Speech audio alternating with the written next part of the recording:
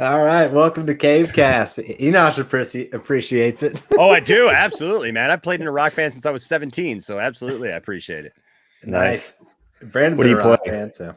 I play several instruments, but in the band, I play guitar and I sing.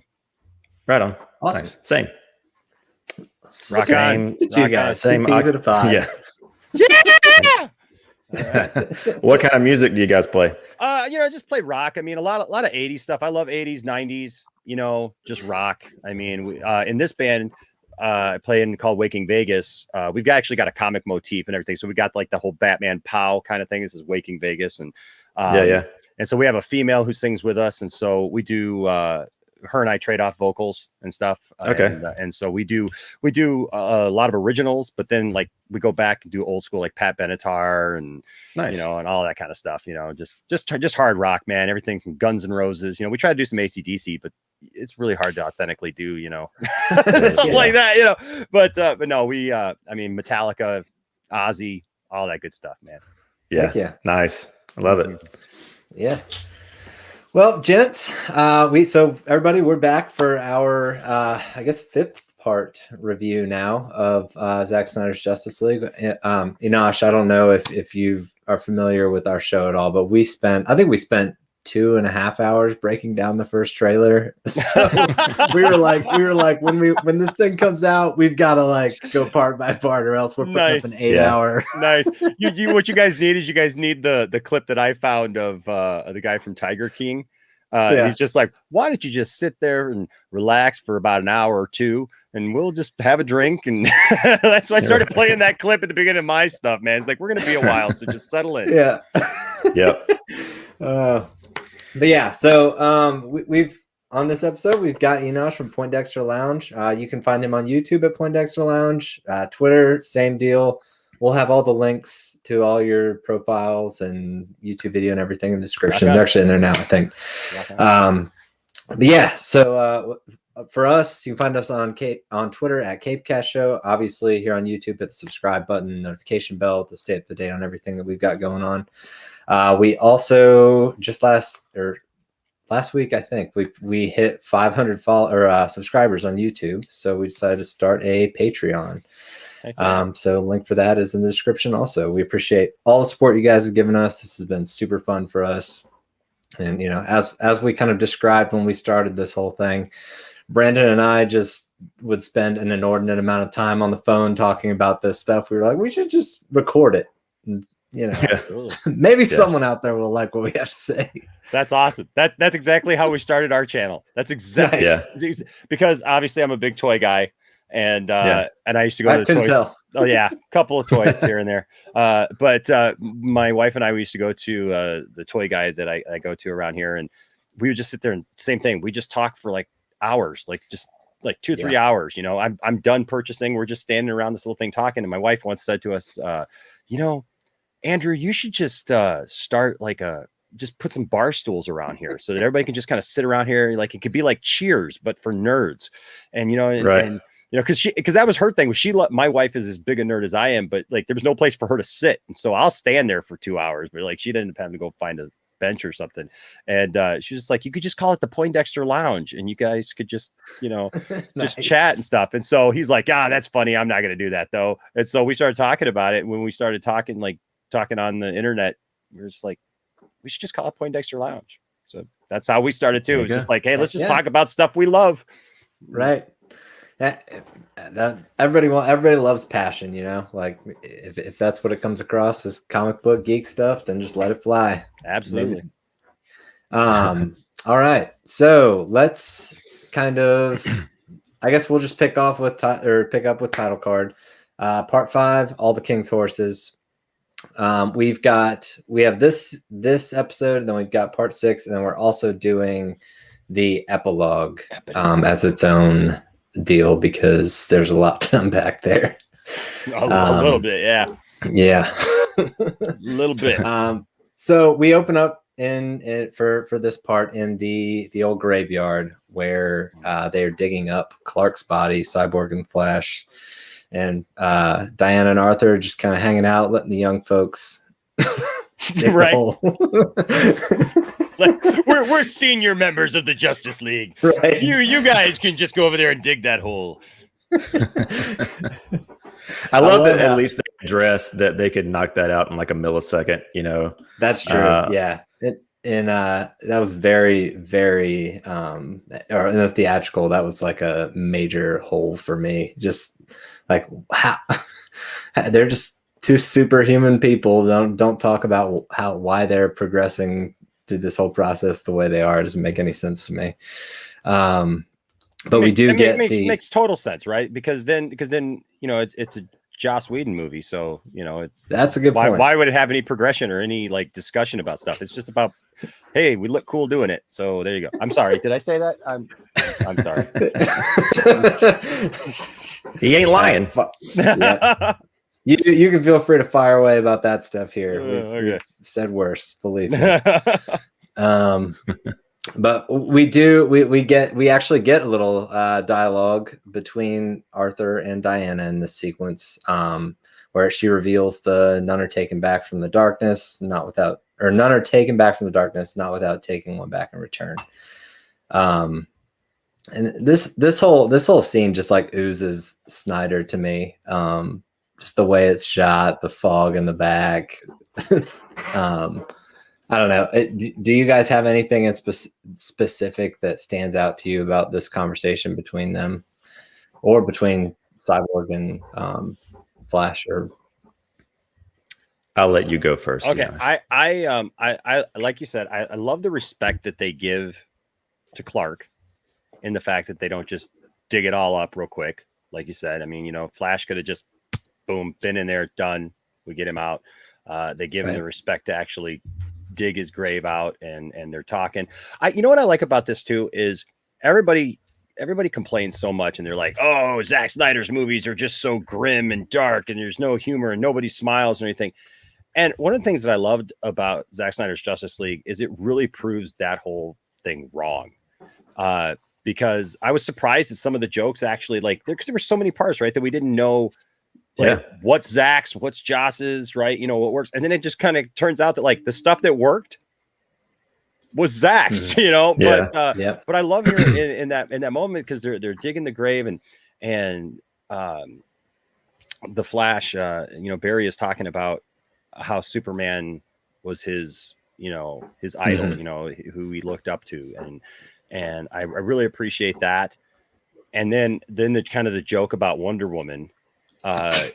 So Wonder Woman, right? It's so much better than him falling on top of her and being awkward about it, you know, like because of course, you know, Wonder Woman is an attractive woman, you know, and she's the woman in the group, and so you know, Barry's going to be a young man and notice her. But I love that joke that it's like, you know, you think she'll go for a younger man, and Cyborg's like, she's like 6,000 years old, man. You know, like everybody's. That is the comedic delivery of the movie for me is Cyborg there. Heck yeah, she's 5,000 years old, Barry. Every guy's a younger guy. Heck yeah, and then like I said with Wonder Woman and Aquaman there, I mean, just the foreshadowing that something was coming. Like even if you bring somebody back, you have to give something back, and we'll get into that in a minute, but yeah. Yeah, it's great. I mean, even like you're talking about, I guess the more serious tone and the reverence in this scene, but also like injecting a little bit of humor that doesn't pull you out. Like it starts immediate, like check this one off the bucket list or whatever it is. Whatever they're standing in the grave. Exhume Superman from the grave. What does he say? Yeah. It's so great. It's not like I love like. The humor throughout this movie is natural, and that's what wasn't in place in theatrical. It was just so like forced, and just kind of any moment of like, you know, I guess like they kind of did that too, in my opinion, with the Aquaman movie. Every time there was anything like serious happened, they tried to like inject this like humor to kind of undermine it a little bit. Yeah, and that's the kind of humor that I just can't get behind. And that's the thing about this movie. A lot of like even the Flash jokes that were in Justice League that didn't work, they work because of the context around them. Like it like Brandon says, it doesn't undercut any of the drama or character development. They're not just kind of like out of the blue, poorly written. It feels natural. It feels natural. Humor happens at weird times.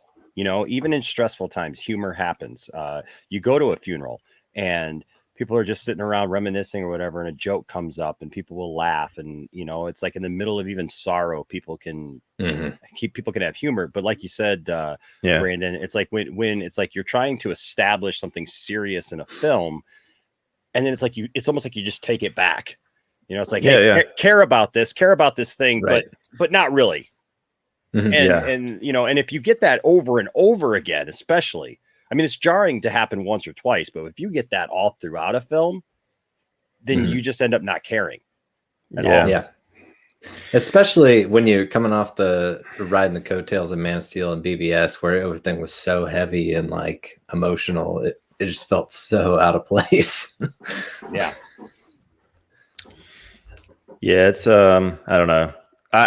It really just that's like my biggest pet peeve in any kind of film is I don't mind humor. I love humor, but like I just want it to feel organic and not just forced upon. Which is kind of why I know Enosh, you're a big Star Wars fan. That's kind of my biggest beef with Last Jedi is the humor in it. At some points. Okay. But I don't know how, if you're like, I can't remember. I have heard you talk about Last Jedi. I think you're a fan of it. Am I wrong? What? I am a fan of Last Jedi.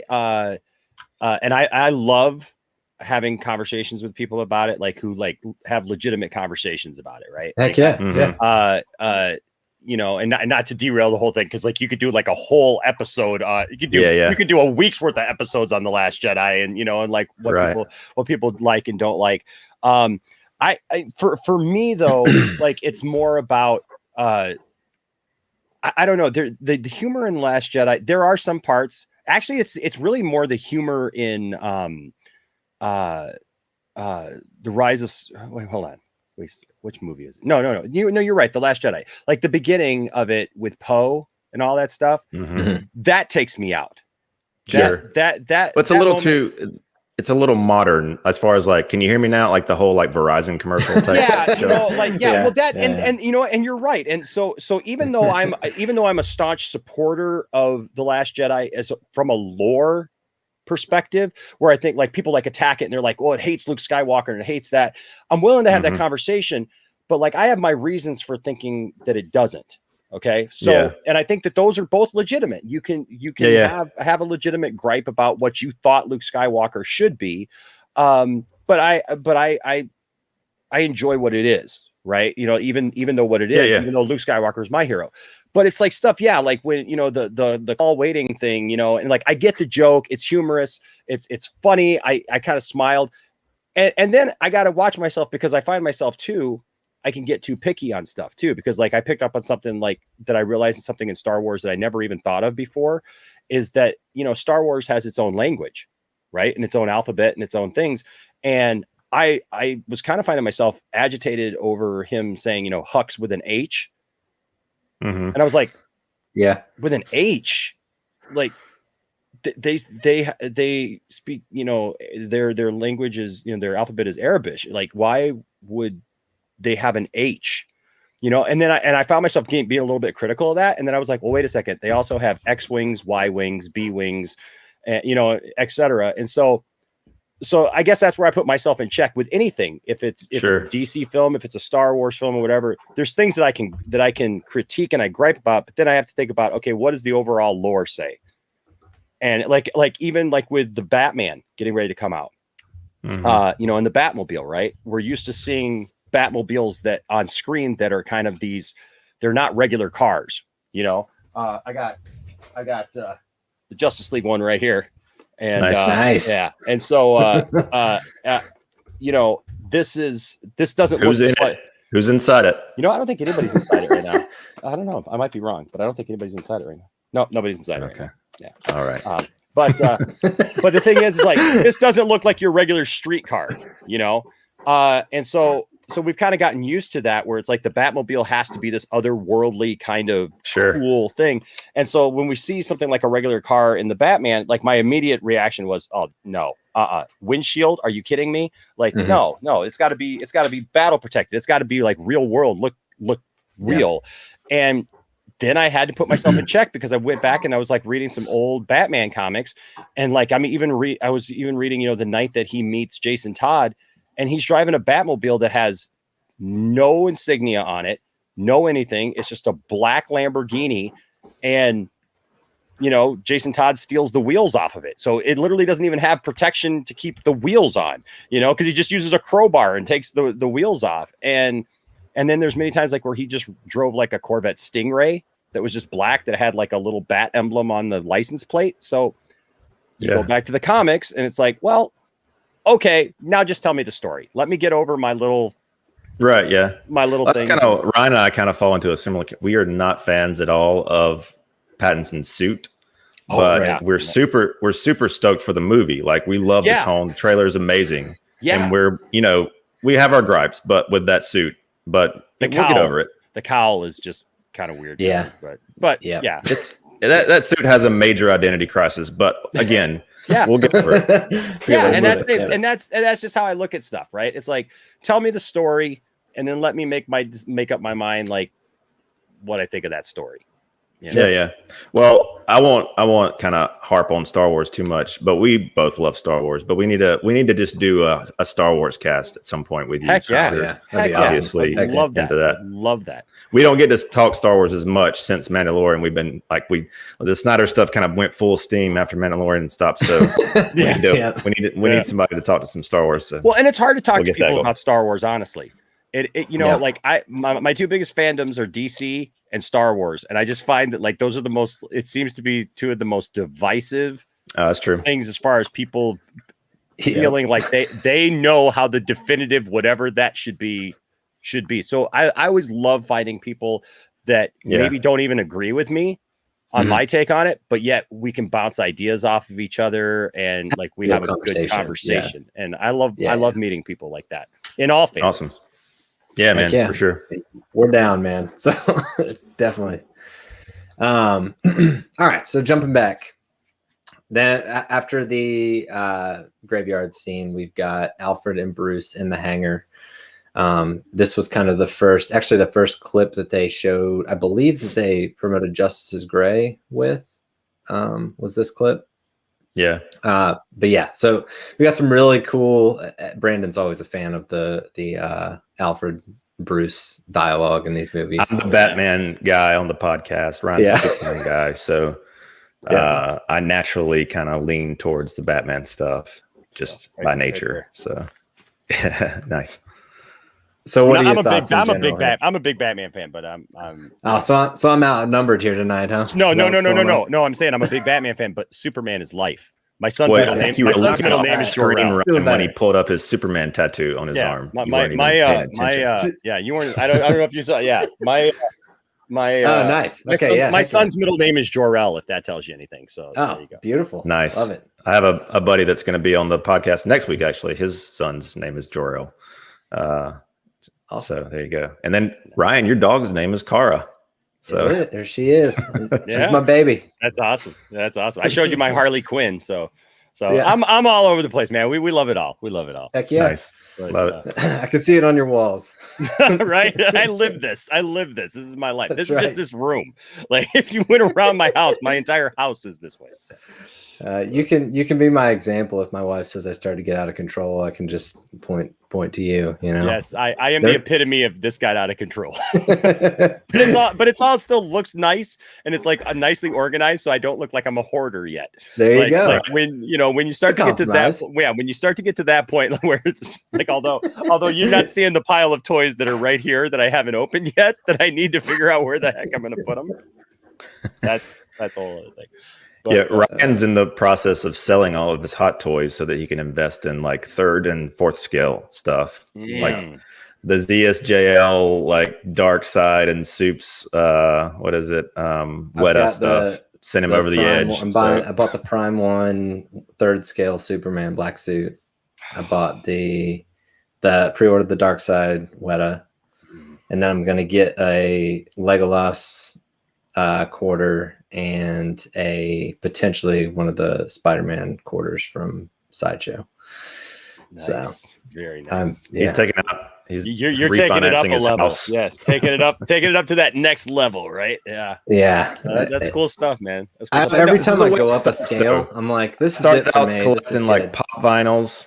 Then I moved up. I was like, okay, pop vinyls are cool. I don't need anything other than pop vinyls. And then I was like, but these Kotobukai little like 10th scales, they're pretty cool. I start collecting some of those Star Wars, figurines. You can then change their arms. That's cool. That's not, they're plastic, nothing, no big deal. Yeah. And then I moved up to like DC Collectibles 6 scale. And then Ryan got me to pre-order the Nightmare and Soup's ZSJL Hot Toys.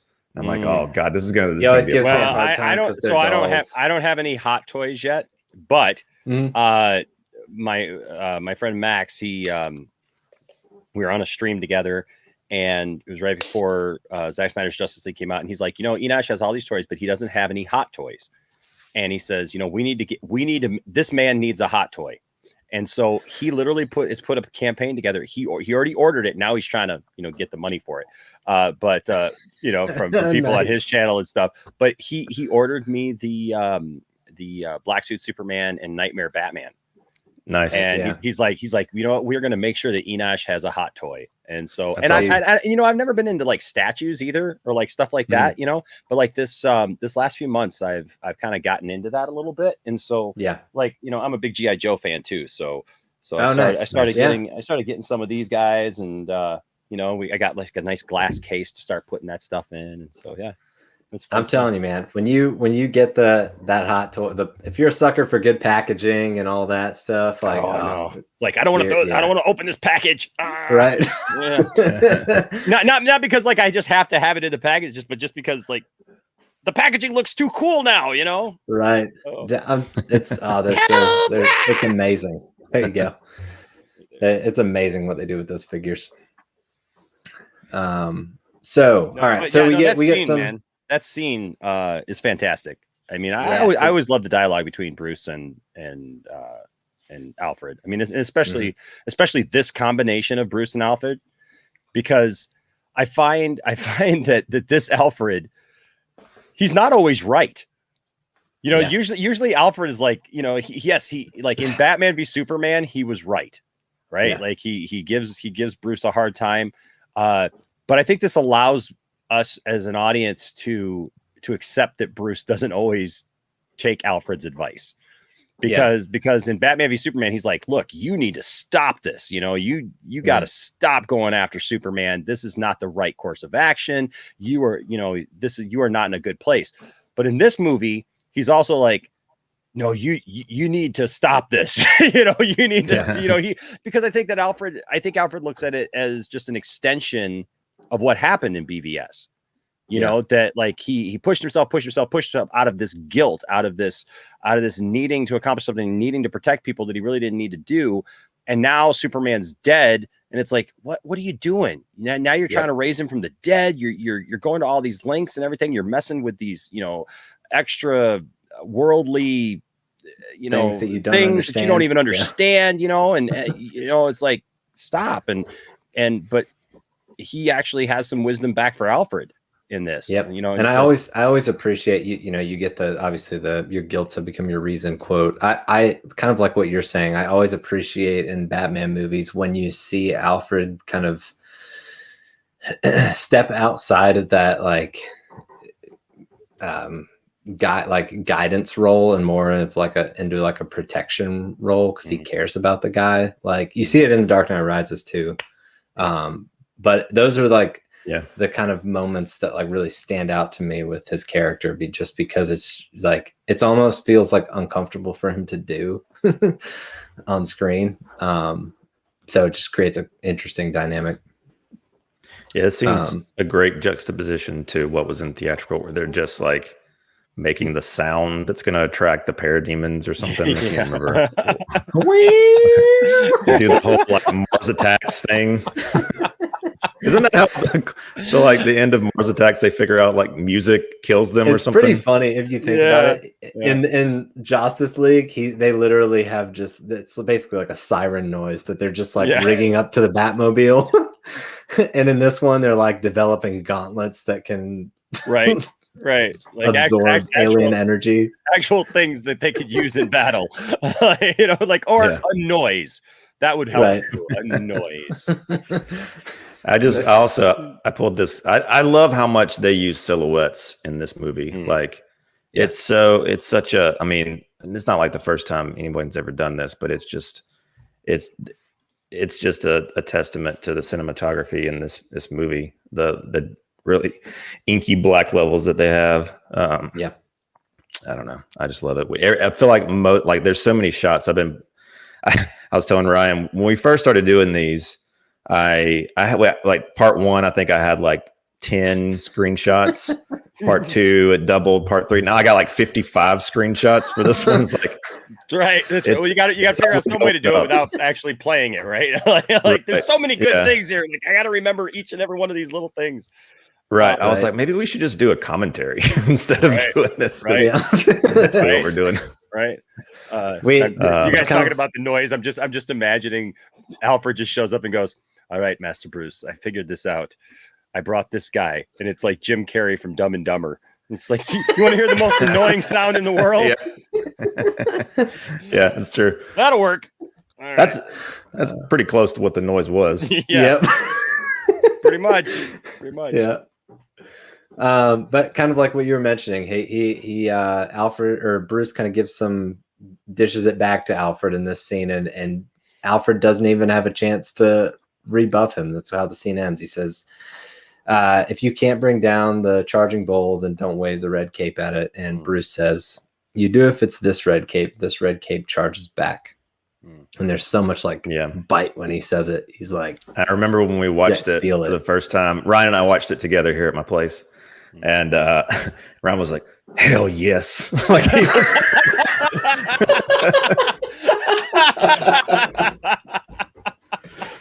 This is so great. I feel like, there you go. There it is. I feel like every episode that we do, you reveal some like cheesy thing that I said when we. When we were watching it for the first time. That's what friends are for. Right. Friends are for. All right. So we get a quick little shot of the League loading the coffin into the car. Was this one of the images that Zach posted kind of before the movie got announced in black and white? I remember him posting it. Yeah. Okay. Yeah. Diana looking very vampire-ish there. Yeah, I noticed that today. I was like, "Wow, she looks like she's like this whole time Diana's this whole time Diana's had a whole other way of looking at this. Right? She's like, "Oh no, I will get them together, and then I will suck the life force out of him." Yes, he's really a vampire this whole time. It's a crossover movie for Zach. Yeah. He could pull it off. There you go. Yeah. He's tackling zombies now. Why not some vampires? Exactly. That's right. All right. So then we move on to Star Labs. Where I know Brandon throw up this. I'm a sucker for cape acting. You're going to talk about this shot. I love some cape. And this scene has it. I remember they actually kept this. This scene was the beginning of it was in theatrical, and I remember our other co-host on our other show, Al. He called me. He's not a superhero movie fan, but for some reason he makes himself go see Batman movies every time they're out. Anyway, he called me and he was like, "Man, the Batman sitting on the thing with the cape flowing in the wind. That was so stupid." I was like, "Dude, you don't like Batman. That's like the most Batman of Batman shots. What's wrong with you?" Right. Well, thanks, guys. It's been nice. Right. I don't even know what to say to that. I mean, that's exactly. Like that's Batman. That's like them talking about in the 90s. Like, I want a Superman movie. Yeah, but he better not fly. I better not see him fly. He flies every time. No. I don't want to see that suit. I don't want to see those colors, and I don't want to see him fly. period. And he's got to fight a giant spider. Like, you gotta have Batman on the roof at some point, man, overlooking the city. That's what Batman does. Exactly. Where he hangs out. As we're going through reviewing these parts, anytime I'm watching and I see a scene like this or anything where Batman goes full cape spread, I'm like, well, Brandon's going to screenshot that one. I know he is. So put that in the notes. It's kind of cool because they're the cape. You know, I noticed this today even. It's kind of funny talking about this. Like the cape looks very cloth-like here instead of like a leathery cape like, you know, we're, you know, kind of used to seeing. So it's kind of cool. You know, that was actually one of the things that I did appreciate about Batman Begins was kind of giving like a real world reason why some of this stuff works. You know, like the cape, for example, like how a cape could like take a shape. The current. Yeah, you know, with electric current thing. Yeah, with electric current. So, you know, he can glide and do those things, you know, because you see that stuff in the comic and you're just like, okay, what is he parachuting? Like, what is, you know, how is he using that? But it is kind of cool to see that kind of thing. But when Keaton does it, he's got like the metal rods coming out. It's like, how does he get rid of that at the end? It's like, where did that come from? Like, you know, like it just disappeared and just flows along with it, you know. This comment here reminded me of something I wanted to talk about. We're talking about the humor in these, like using humor correctly. I love when the Flash and Aquaman are talking about the Flash's get up and he's like, all right, which looks better, A or B? Yes. And like Aquaman's got like no time for it and he shows A or shows B and he's like, all right, whatever. Show me A again. What's A? It's like definitely not A. Definitely not A. Okay, well here's B. Yeah. Show me A again. Yeah. It's so good. Like that's how you do it right there. Like lean into their sensibilities as characters and again, it does not take you out of the moment or the seriousness of what they're about to do. Right. It makes sense within the context. Yep. It's a real world conversation where you would have that conversation if you're nervous and you're going into that position, and it's a moment of humor that could relax you. Yeah. Yeah. There's the ID. Aye.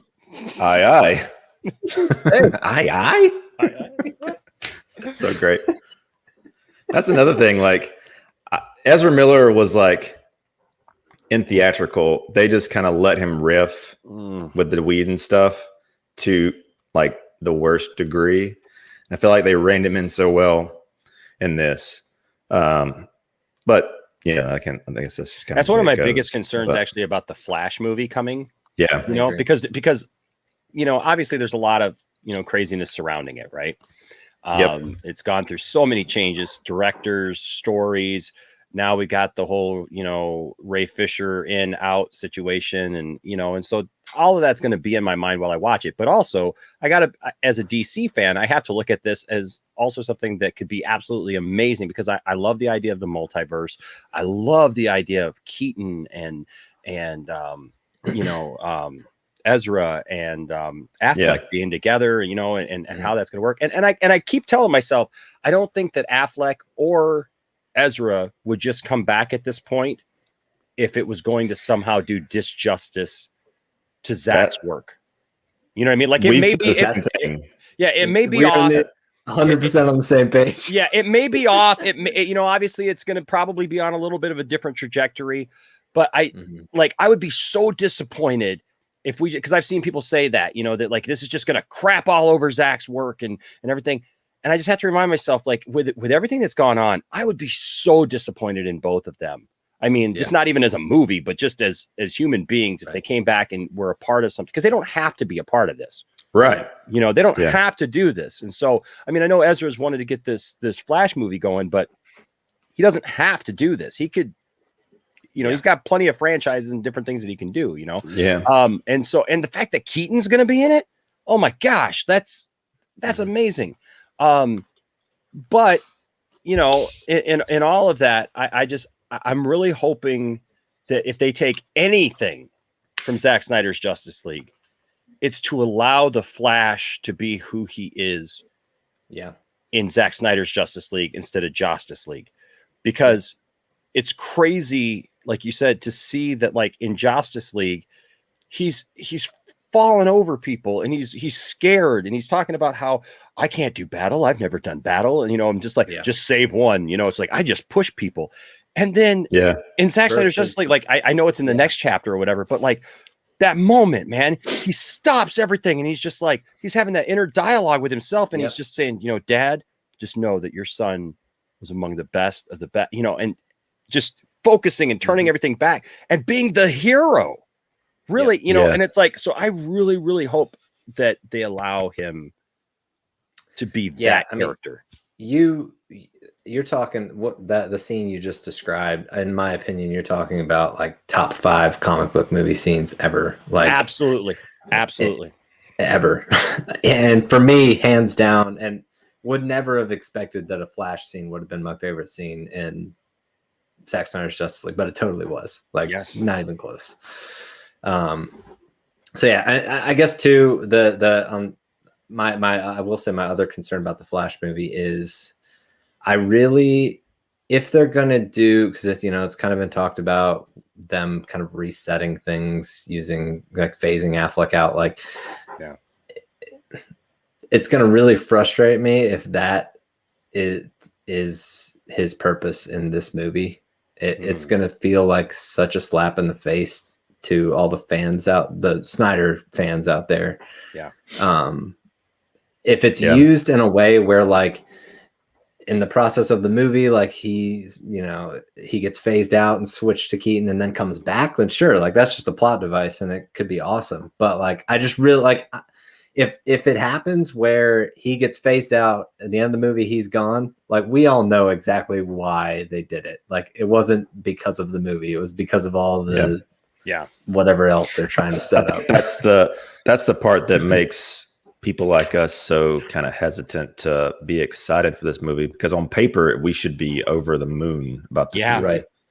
But knowing what we feel like WB's intentions are with this multiverse concept, and that they could just be using it to course correct in their mind, is worrisome.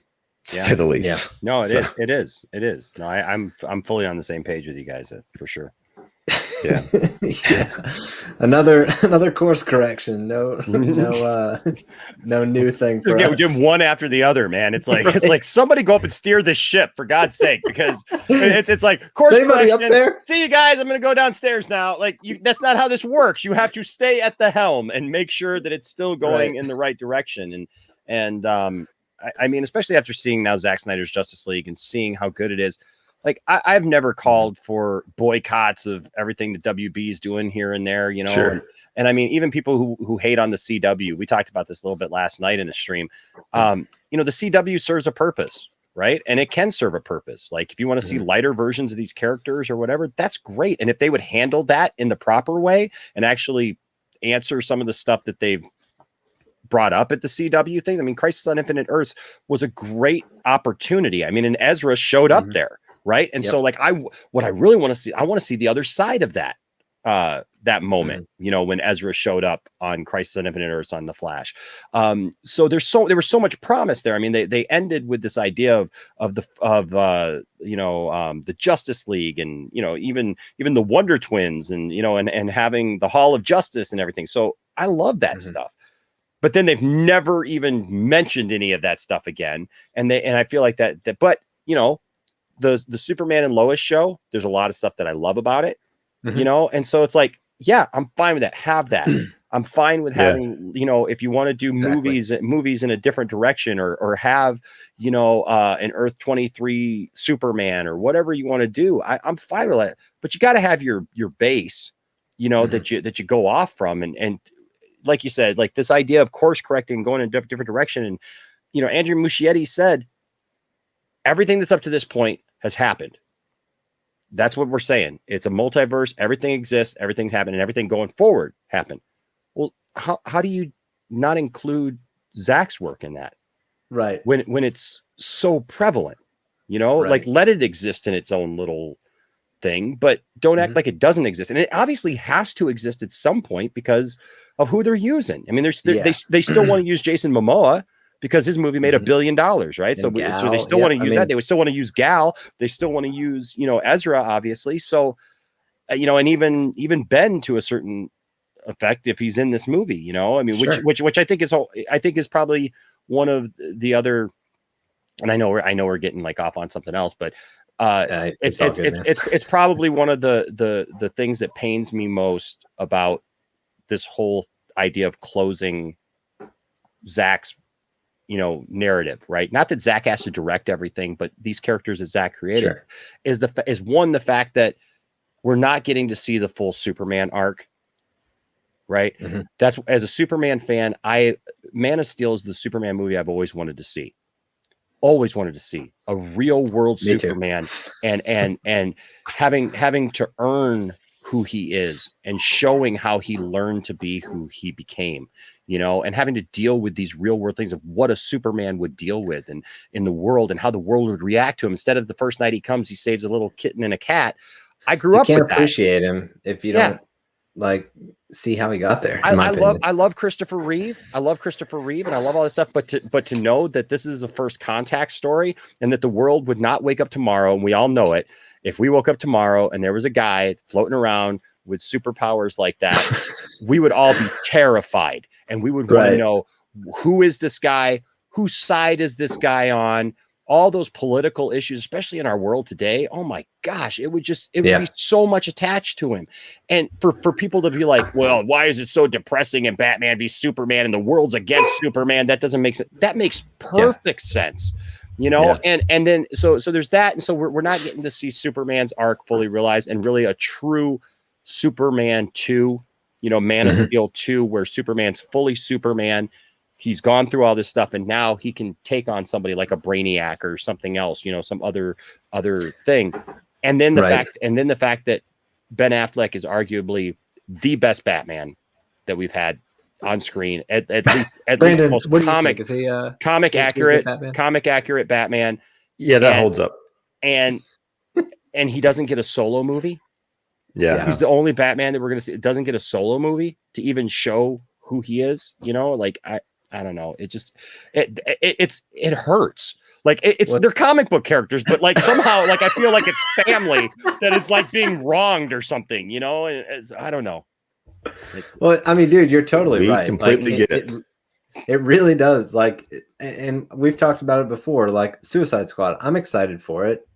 Yeah. The Flash movie, I'm excited for it. Aquaman 2, I'm excited for it. But these are characters that Zack brought into this world. So if they're not going to show the fans the courtesy of finishing, and this isn't like we're like asking for the for like Man of Steel just came out and we're asking for the 4 more movies that were to follow. Like they've done. I don't want them to abolish I don't want them to abolish their plan. I don't want them to abolish their plan. Just give us the side stories of Zack's work. Right? Like it's I don't know. When I see a Suicide Squad movie with Harley Quinn in it, as Margot Robbie's Harley Quinn, Aquaman with Jason Momoa, Flash, Wonder Woman, whatever, you name it, there is that thing in my mind where it just sucks, like pulls the rug out from under me a little bit, where I just have there's this thing that I can't get past, where it's just like, it's like a bitterness that I can't get past. I know. And I'm trying to, and and even when we see those characters, like, and we're reminded, like, cause I watched Aquaman and I loved Aquaman. Okay. I thought Aquaman was fun. I enjoyed it. It was great, sure. And I was excited for it. I watched Wonder Woman. I thought the first Wonder Woman was on par with the creation of that character, where that character could be. I even like Wonder Woman 84. I think it's silly. I think it's cheesy. I grew up in the 80s, I get it. But there's so much in Wonder Woman 84. Sure. Like when you look back on, you just go, what in the world? Hold on. She's an Amazonian, or not Amazonian. She's a, she's an Amazonian, warrior princess. And she's fighting people with love. Yeah. I don't know. I mean, it's much more on par in Zack Snyder's Justice League that she's cutting. Oh my gosh! Cutting anything Amazon Steppenwolf's head off. League. And watching that again today, because like I said, I watched it to the end, and it's like she didn't have to cut his head off. Yeah. Aquaman stabs him, throws him back to the portal, and she's just like, no, I'm gonna take the opportunity. Screw you guys. I'm gonna do my sweat right there, man. It's basically the equivalent to in UFC when somebody gets knocked out, they still do the one last punch when they're knocked out unconscious on the floor. There you go. Take that. Oh, right there. Oh, yeah. You could go old school NWO style, like Generation X. That's right. Right. You guys will have to get used to me. I have a toy ready for pretty much anything right at my disposal. Great. I love it. I don't plan that, but it just happens to work. It's good. You're like Carrot Top. Got props. Exactly. I have props. I have props.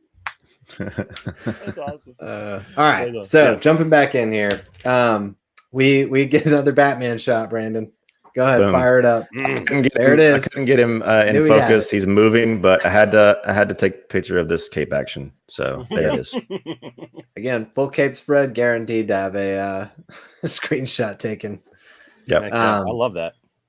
Yeah, so this is kind of the sequence where they're all kind of breaking into Star Labs to resuscitate Superman, revive Superman. And we get Cyborg basically hacks into Star Labs computers and creates a biohazard warning to kind of clear the place out. And of course, Silas jumps in. It's like, nah, this isn't right. I'll fix it. Fixes it, but right as he fixes it and realizes it, Cyborg walks in with the crew. And he realizes that he needs to keep everybody out of the building for whatever they're doing. How great is Ray Fisher? Oh my goodness, dude. He won me over so hard in the sequence where he was in the car with his mom. Oh. And he just flips that emotional switch just like that when he turns his head at her to look at her. And like, oh God, that dude, you want to talk about acting chops. Good Lord. It gives me absolute chills. The looks that he gives and everything. Mm-hmm. And I mean, and in this moment, there was something, and I think it's this moment that they were talking about. By the way, I almost tried to get Ray Porter to come on with me since there's so much dark side stuff in here. And I thought that you guys had him on before. And I didn't get a chance to message him back as we were talking earlier, but I had Ray Porter and Ray Fisher on the Poindexter Lounge, and we were talking about this scene kind of like right here. And, up to this point, Cyborg has, every time he looks at his dad now, like, it's this coldness. It's this, this thing is kind of, he's been looking at him through the eyes of what his dad made him into. But he talked about this scene when he walks past Silas, and Silas, calls it off, says, no, get everybody out. And Silas realizes that this is important and this has to be done. And who's doing that little head nod. That when he looks back, he says originally, and I don't know if he said this anywhere else, I don't know, but he said originally he was supposed to turn around with the cybernetic eye side and turn around and look at his dad, and just give that nod. He said it was physically awkward to have to do it the other way. Mm-hmm. But they talked about it, that it was a moment that he was going to have with his dad, that it was his human side that was turning around and even having to go out of his way to turn around and look at his dad with his real eye first. Yeah. And have that connection. Awesome. And man, when he said that, it's like, there's all these little things in this movie. I swear to God, it's a 4-hour movie. Nuance. And there's all these little, like I swear to God, we will watch this movie until the days that we die. Yeah, I know. And probably never pick up on every little thing that's in this movie, because I didn't even think about that, But that I told my wife, so we were watching something and there was a graveyard scene. I was like, Katie, when I die, I want my tombstone to say, "Here lies Ryan. # restore the Snyderverse."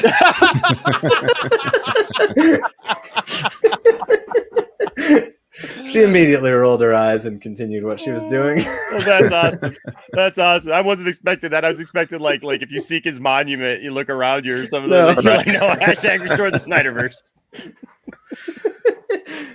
Well, hopefully you won't have to do that, Ryan. Yeah, hopefully. That's true. Yeah, that's true. Hopefully it doesn't take that long. My gosh. Yeah. Although then they could then Zack could do like Kingdom Come or something. That'd be Hey, yeah. Just I like where your head is. I like where your head is. You're gonna do it. I mean, Michael Keaton's coming back as Batman. Why not? Yeah. Maybe Netflix will have the rights by then. Oh my gosh, yeah. Oh, like what is it? I don't know how many years. What does it ever get to go into public domain? After a while, I know Disney was facing that problem like for a while, like where they were worried about like their characters like Mickey Mouse and stuff going public domain. So yeah. I think they figured that one out because of course corporations. Right. But yeah, man, you know, we've talked about that a lot. I've talked about that ad nauseum. Is just, it's a shame that Warner Brothers has some of the richest characters ever created at their disposal. Yeah. And they have just not known what to do with them. And then when they give somebody those tools to play with, they meddle with it left and right. And it's never have allowed it just to breathe. Have some patience. Just be patient. Just let it play out. Like I know. Look at BVS. BVS has aged so well. Right. BVS has aged so well. A movie that people like were just wanted to hate on just left and right. And now people are discovering it every day, it seems like. And they're just like, wow. And then you know what's even funnier? Justice League came out even more. Justice League comes out and they're like, oh, okay, I get why we right? Us fans are like, we knew it was Darkseid the whole time. It's an Omega symbol. Shut up. Like, glad you finally figured it out, Sherlock. But you know what? We've been here the whole time. You can join us. Come on in. Come on. There's still room for you. But you know, like, don't act like you discovered. The more the merrier. Yeah, the more the merrier. But don't act like we weren't here the whole time. All right. We've been waiting for you. Yeah. It's true. It's true. Yeah. We can't get mad. You know, we can't get mad. We need him here. Yeah, we need them here, you know, like, and we can't shun people for not understanding something or not agreeing with something. I don't know if you saw, like, I got yelled at this week that I was not a Snyder fan, that I've never loved the Snyders vision or whatever, just because I said in a video 4 years ago, somebody clipped a video that I said 4 years ago that I had a disagreement with the idea that Dick Grayson was the dead Robin. How much time do these people have? Like, so I'm not a Snyder fan because I said, because I made a comment, like they clipped it up and I literally said in that video, I said, you know, this was like right after Justice League came out when he announced that, you know, when he was like dropping these little things about like Doomsday and all this stuff, you know, we didn't have any reference for that stuff whatsoever. Yeah. Didn't know if the Snyder Cut was a real thing or whatever. And all I said was, I said, you know, people have a real love-hate relationship with Zack Snyder. They either really love him or they really hate him for his vision. And I had lost a friend over Batman because of BVS, which is crazy. I mean, like, we're 40-year-old men, right? You're talking about, Brandon, you know, how much you love Batman. This friend of mine, and he wasn't super close, but he was a close enough friend that I'd gotten to know, really liked this guy. And he was refusing to go see Batman v Superman because he heard that Batman kills in it. And I was like, kills in everything. Thank you. Thank you. And that was why I lost him, because his favorite movie is Batman 89. And I said, hold on a second, man. I said, you got to be kidding me here. I said, Batman kills in that. Batman doesn't kill. And I'm like, Batman kills several people. And he's like mad because Batman had guns on the Batmobile. I'm like, he had guns on the Batmobile back then.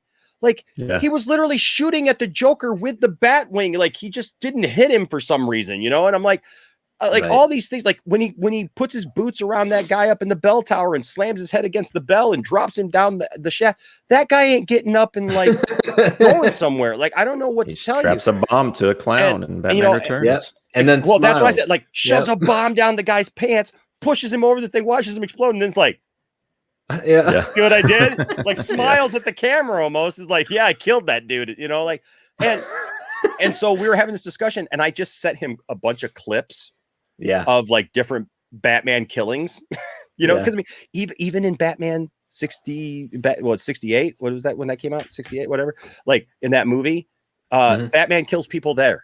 Like, when they're dehydrated and you touch them and they turn into dust and stuff, Batman punches some guys and they go into dust and they blow away in the wind. They're dead. There's a video also kills on a shark YouTube somewhere where it's basically a Batman kill count, but it has all the movies in it. whenever I see anybody talking about Batman not killing, I just copy, paste, and send. But I lost a friend. I lost a friend about that, right? Because he was just like he was just angry at me, and he's just like, no, Batman does not kill. That is not who Batman is, and I just haven't heard from him again, and it's sad. But I would argue that like there's like in this story too, like it's the most justified. Yes. Kill, like it's part of the story. It's the only story in movies, at least, where it's part of the story that he's killing. Like there's a reason why he's doing it. It's not just he kills. Well, and again, it goes back to comic book roots as well. Because one of the arguments that this guy said, well, in the comic books, this, and this, and I'm like, well, you can't say that because in the comic books he originally started off packing. Okay, but even if you want to go to recently, I'm like, this story calls for Batman to be this way. Everybody who complains about Batman in Zack Snyder's work, they don't understand where they don't seem to understand where this Batman is at, right? Batman, it's not like Batman just started. It's not like Batman is, running out there every night and stuff. This is a weary Batman. This is a Batman who's been beaten up, scarred, hurt, and Batman still stands for. This is a Batman who lost Robin, whether it's Dick Grayson or whether it's Jason Todd, whoever. Right. Okay, he's lost a son. Yeah. He lost a son, and he's lost others, and they have that conversation in the movie. He has that with Alfred, and about his loss, and and even talking about how many good people have turned bad. How many of them are still good. Like he's seen all these things, and he needs to overcome that. And so but in the comics, what happened to Batman after Robin died? Like anybody who's and this is why I just tell people, read a comic book. Right. Like anybody who has a problem with Man of Steel, I tell them, I tell them, I obviously know you haven't picked up a Superman comic in the last 30 years because this is how Superman has been portrayed in the comics. Clark is the real guy. Clark is the realness of Superman. Superman is the facade. Superman's not the person. Superman is what the world sees. Clark is who he goes home as because that's who he was. He wasn't raised as Superman. He wasn't sitting around the Kent farm and they were like, hey, Superboy, Superman. Those are all nice stories and fun things that have been told. But for the last 30, 40 years, since the John Byrne 1986 revamp, he's been that. And the same thing with Batman. Batman went through horrible loss, and that was his motivation for the longest time. And Batman pretty much went crazy, like just vengeful and angry because of what the Joker had done. Yep. So when we watch him in Batman v Superman, and even in this movie, like he's ridden by guilt. Even like Return of the Joker animated, same deal. Like it's not, obviously you don't see like the extreme of this, but like he's like in the moment when Robin died, like he's like there's a twisted Batman there, like it's part of Batman's story, and that's why I tell people, like, look, the fun, even patriotic, bright, sunny Superman, he has a place. Right. He has a place in the overall story. The Batman that people want to, kind of reference like that. There's a place for that Batman, too. But and I even like go back to the Star Wars reference. Right. Like with Luke Skywalker. Right. To me, The Last Jedi portrays Luke in a way that I can see where he got to be that way, because people start off a lot of times as being, hopeful, idealistic and everything, but like after you've been saving the galaxy for 30 years and you face down the harshest of evils, just like Batman, others, you get in a certain situation where you can have a moment of weakness, right? Where you have a moment and you have to be woken up out of that. Batman has to be woken up out of that to be Batman again, to go back to who he was. And Luke even has that in The Last Jedi. And then, I'm not the biggest fan of The Rise of Skywalker, but it continues there. You see where he went because he made the same mistakes that his masters made, right? And ended up as a hermit and, kind of, going because he realized he made mistakes because he had a moment of weakness. But even there, you see the duality of it, where it's like when he tells the story of what happened to Kylo Ren, he's like bright and smiley and kind of walks in and he's just like, the Jedi master who's thinking about what he has to do. But I didn't make any mistakes, and it's just all Kylo. Ben just was vengeful and just took it out on everybody, right? And then people, they look at Kylo's story, and you got this crazed Luke Skywalker who comes in with bags under his eyes, and he's just murderous, and stuff. And then people look at that and say, "See, they ruined Luke Skywalker." No, it's two people telling the same story, and seeing, and, you know what I mean? And like somewhere in there is the truth, and I think that's the same thing with Batman is that. He's ruling life. By the time Superman shows up, if this guy goes evil, this guy goes rogue. And well, that's the thing too. Like characters to be, how boring would it be if they were that way all the time? Like you want to see the ups and downs. That's what makes. Yeah, I think that might be the difference there between people getting like with the Batman in this story.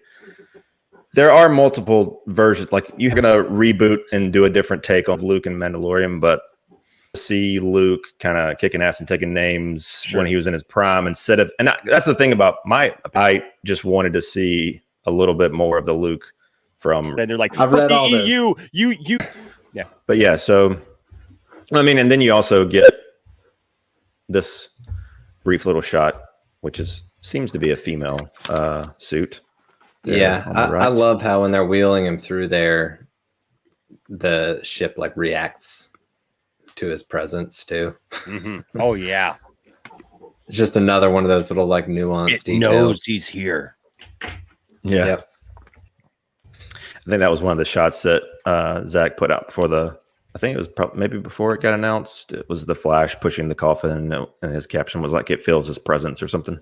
So Brandon, did you say that you think that blue suit is a female suit? No, not the left one, the one on the right. Because I did notice. I mean, and obviously, but it seems like there's like some extra pectorals going on in that left suit too. That's why I was wondering if that's what you were referring to. Gotcha. Yeah. Well, so my theory was, a lot of people had this theory, was when they were doing the trailers that the hologram could have been Supergirl, could have been Vic going through, like, because he hacked into the Kryptonian ship and he was just kind of doing a download of what he kind of found, and that he found that there was another Kryptonian that was part of that ship, because that is her ship. And I was wrong, but you know what, Brandon, you're not alone though. You're not alone though, because a lot of us, I remember that. I remember that circulating. I mean, especially because of like the design that was on the legs and stuff, and there was just kind of, it had a more female kind of figure.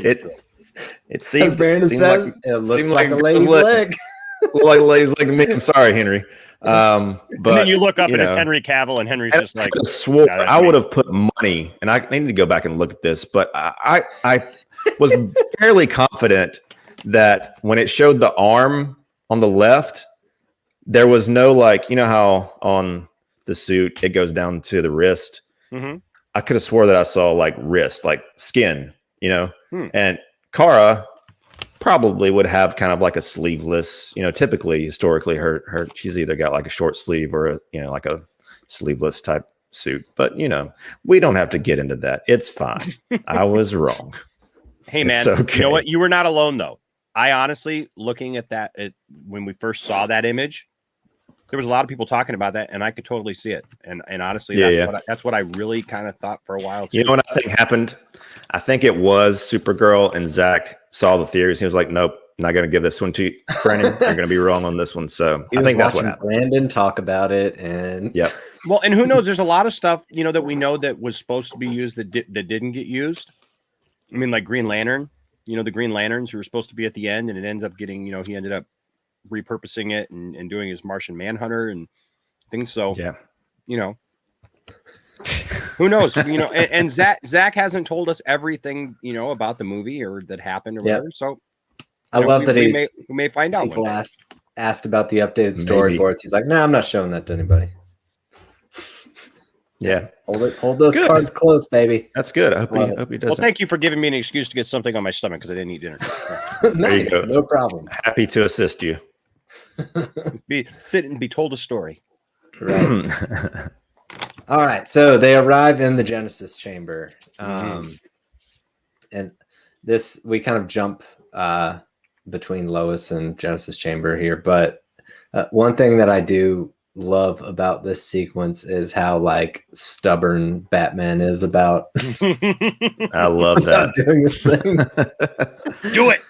Keep going. Just do it. Just do it now. We know that already. Just go. Hurry before Joss Whedon gets here. Hurry. This was. I felt like this screenshot encapsulated that the most. Yeah. So. Yeah. He's in the middle of just do it right there at the D. Yeah. Yeah, Bruce. We know that already. Do it. Yeah. Do it. That's what I love about this too, is because Bruce is so hell bent on redeeming himself. Really, as far as he feels so terrible about his whole like outlook in the previous movie, basically killing Superman, like having a big part of that essentially, like or wanting to kill him to begin with, and then he ends up dying and having a lot of guilt over it. That he wants Clark back so bad for him. Not, I'm sure for the world as well, but also a part of him, I assume, really wants to like kind of make amends. And so he's just like, we got to do this. Mess this up. Yeah. I agree. But yeah, we do get the little the Jonathan Kent photo in the fluid, which I've got a Superman guy. I'm a sucker for anything Jonathan Kent. If there's anything in movies that makes me cry, Jonathan Kent is probably 80% of those moments. Right. Right. That's how I am as a dad. So yeah, my kids, my son Landon, I have two stepsons, and they're the oldest and youngest, and so my son is in the middle. And but he's always teased me since he was really little, because anytime I didn't grow up with my dad. I literally kind of met my dad for the first time in person when I was about 29 years old.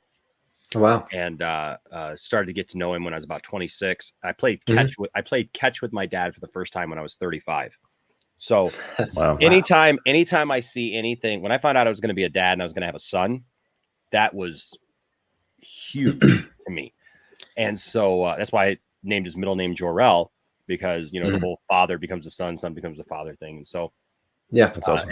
So it just means a lot to me. And so, but he's always teased me because any movie that has anything with sons and fathers and stuff, I just start bawling, man. I watch, Field of Dreams, and I'm just like, that one gets me too. Yeah. Oh my gosh, any moments like that, So yeah, I mean the Jonathan. We just watched Smallville. You sure it's just not like a Kevin Costner thing? And well, no, I don't think so. I mean, yeah, I guess it's the point, right? No, but I mean, like we watched all 10 seasons of Smallville with my boys, and like like all the Jonathan Kent stuff there. I'm just like, that's where it started for me too. Oh my gosh, and so it's just like that. And it wasn't until he watched Guardians of the Galaxy 2 with where Yondu and stuff has the moment with Star-Lord and everything, and like I looked over, and like that was one moment like I wasn't crying.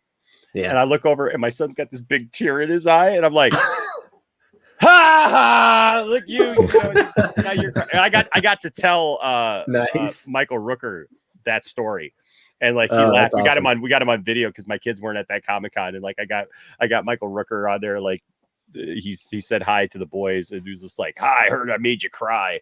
So nice. So yeah, I mean, I love the moments, and I love the Kevin Costner moments with Henry, and not just Henry, but also with the other actor, the kid in there. And I know a lot of people give that a lot of crap. Whatever, because of like, oh, he's telling him to kill people and stuff. It's like, no, he's not. That's not. Those people aren't fathers that think that. No. Maybe they are, but they just don't. It's not as simple. Maybe they're not good fathers. Jonathan Kent is not looking at him and going, "Hey, you're Superman. You just need to do this." He's looking at him as his son is like protecting his son and telling his son like. And I love the fact that he even says to him, he says like, "I don't know.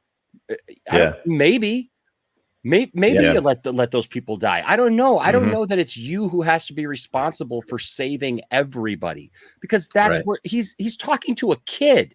He's talking to a teenager at that point. So anybody who gets on this pedestal and they're just like, Jonathan Kent wouldn't say that. He would inspire his son to save everybody. No, look at a real parent.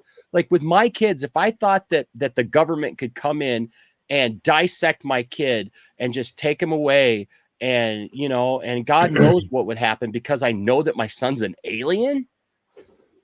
why would you just flippantly say, oh, yes, you did the right thing in saving them and revealing yourself and everything? I would have that same exact conversation, not because I'm some bad person who wants people to die, you know, or doesn't care, but because I'm trying to teach my son the lesson of being careful with what you do and how you do it and how you operate and how, and that's what he's teaching. But man, yeah, I mean, that to see the picture, I love to see the picture of his dad there going in at the same time. There's a couple of ideas there too, because in the comics, when Superman died, there was this weird kind of side story. I don't know if you guys remember reading, like the death of Superman and the aftermath and stuff, but like there's this weird kind of side story where Superman goes into the afterlife and he sees Pa. He sees Pa Kent, and like they have this whole discussion and everything because Pa died at that time. Yeah. And they both, they both passed. And it was kind of a weird thing a little bit, but it's also this thing of like them being together and him encouraging his son, even in the afterlife, right. To do the right thing and stuff. And so I love that moment that it's just subtle. It's just like, hey, Clark is going in the water. His dad is there in spirit with him. And it's that spirit that he raises back, because we've already seen that even, with Clark in BVS and everything, when they brought Costner back, and it's like, it's not really him, know, but it's this memory, it's this thought of him that, Clark is reminiscing. And so I think it's very poetic that they put that scene in there. And the father's, it's just so pivotal to the whole Superman story. Like I almost like would be disappointed if Zack didn't include that to some degree in this movie. Even though he, was present in the previous two. What's up, Brandon? Well, I was just going to say Terrio kind of stole from himself from BBS and Rise of Skywalker when he does it with Han and Kylo. True. Which I also love. Yeah. I love that scene. Yep. All right. So we kind of, like I mentioned, we're kind of bouncing between Lois and Genesis Chamber here. One thing I did want to mention is I like the Jonathan Kent stuff. I'm a sucker for anything Clark and Lois. This shot, the empty bed shot, where she wakes up crying, and we get the pregnancy test in the nightstand also, and that was confirmed that she is pregnant. Which is just like the repercussions, just like, how do you not explore this? Come on. I know. Actually, I was really glad to see it, especially after the storyboards, because I'm not a big fan of the idea of Bruce and Lois getting together after the death of Superman. I'm even fine with the idea of Bruce and Lois may have dated a bit before Clark came into the picture or whatever. Because he's a billionaire playboy. She's a, top-notch reporter. They would interact. They would have that. But it's like, it's kind of like the Margot Kidder Lois Lane comment. It's like, Clark, you're kind of a tough act to follow, Right. And I know people get together under stressful situations, but like, again, that was just like one of those little things that it's like, I'm just not quite there with it. So I was really glad to see that was placed in there, as if like, because there was all those reports that, it was going to be Bruce Wayne's son, and Clark was going to be raising Bruce Wayne's son after. So it's like a weird thing. It's like, she's with Clark, she's with Bruce, she's back with Clark, like, and now he's got to raise his son. Like, that's just, next on Jerry, like, it's just weird. And so, and I don't say that against Zack. It's just kind of a weird love triangle thing. I think that's a tough one to wrap your head around. And if anybody was going to find a way to do it in a way that would, that you'd be able to, it'd be the story, and I would, and I would watch it, and and it'd be fine. But I'm glad that they put that in there, because it's just, and it wasn't like, oh my gosh, she's pregnant, or whatever. It's just like, hey, there's a pregnancy. What? Yeah. So we also get a shot, kind of jumping back and forth, but we get a shot of her visiting Heroes Park for one last time as well. Just because kind of closure to this routine that she has, which doesn't last very long. Great use of Mark McClure in Zack Snyder's Justice League. Yep, for sure. Agree. Yeah. So all right, now we've got the the revival here. So we got Flash, who says that he can jump the box, basically. So he heads back to the back of the ship. It's ready for the countdown. Great setup also for the ending of the movie. Yep. It is. Amazing concept, huh? I know. Giving you, and you know what? I'm sure there's people who like didn't even. They're like, oh, he's talking some sci-fi stuff now about weird stuff happens when I start running fast, or the speed of light and time and all this stuff. You know, like, oh, okay, just get to it. Just run fast and just charge it, right? But it explains why the Flash can do what he does at the end of the movie. I love how he even says like some weird things happen with time, but like he even like straight up says it. So yeah, we get the countdown of Simon. He's plugged into the box, and I love how we'll get into the vision in a second, but I do love how when he gets to 1 and Barry thinks he says go, but he says no when he takes off. Like that's like just such an awesome touch to put in there. Yeah. But yeah, so he counts it down, and we get basically Cyborg, the ship, give him this like premonition vision of future world, anti-life world, where we see the Unity explosion, we see the Dark Side throne, little scene, which this is the statue that I just bought. I'm just so stoked about it. This sucker is like 20 by or 25 by 30 by like 30. Yeah.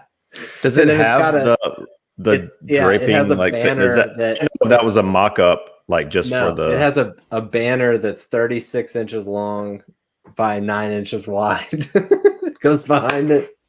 My wife's like, "Where are you gonna put this thing?" I'm like, "I don't know." Freaking tall! Oh my gosh! I put it on the dining room table. Makes a great centerpiece. Right. Yeah, it's a centerpiece. A lovely, lovely, lovely piece. Ray Porter, I love you, man. Do what? He's the best. Ray Porter, he is the best. I love that guy. Oh yeah. Oh my gosh.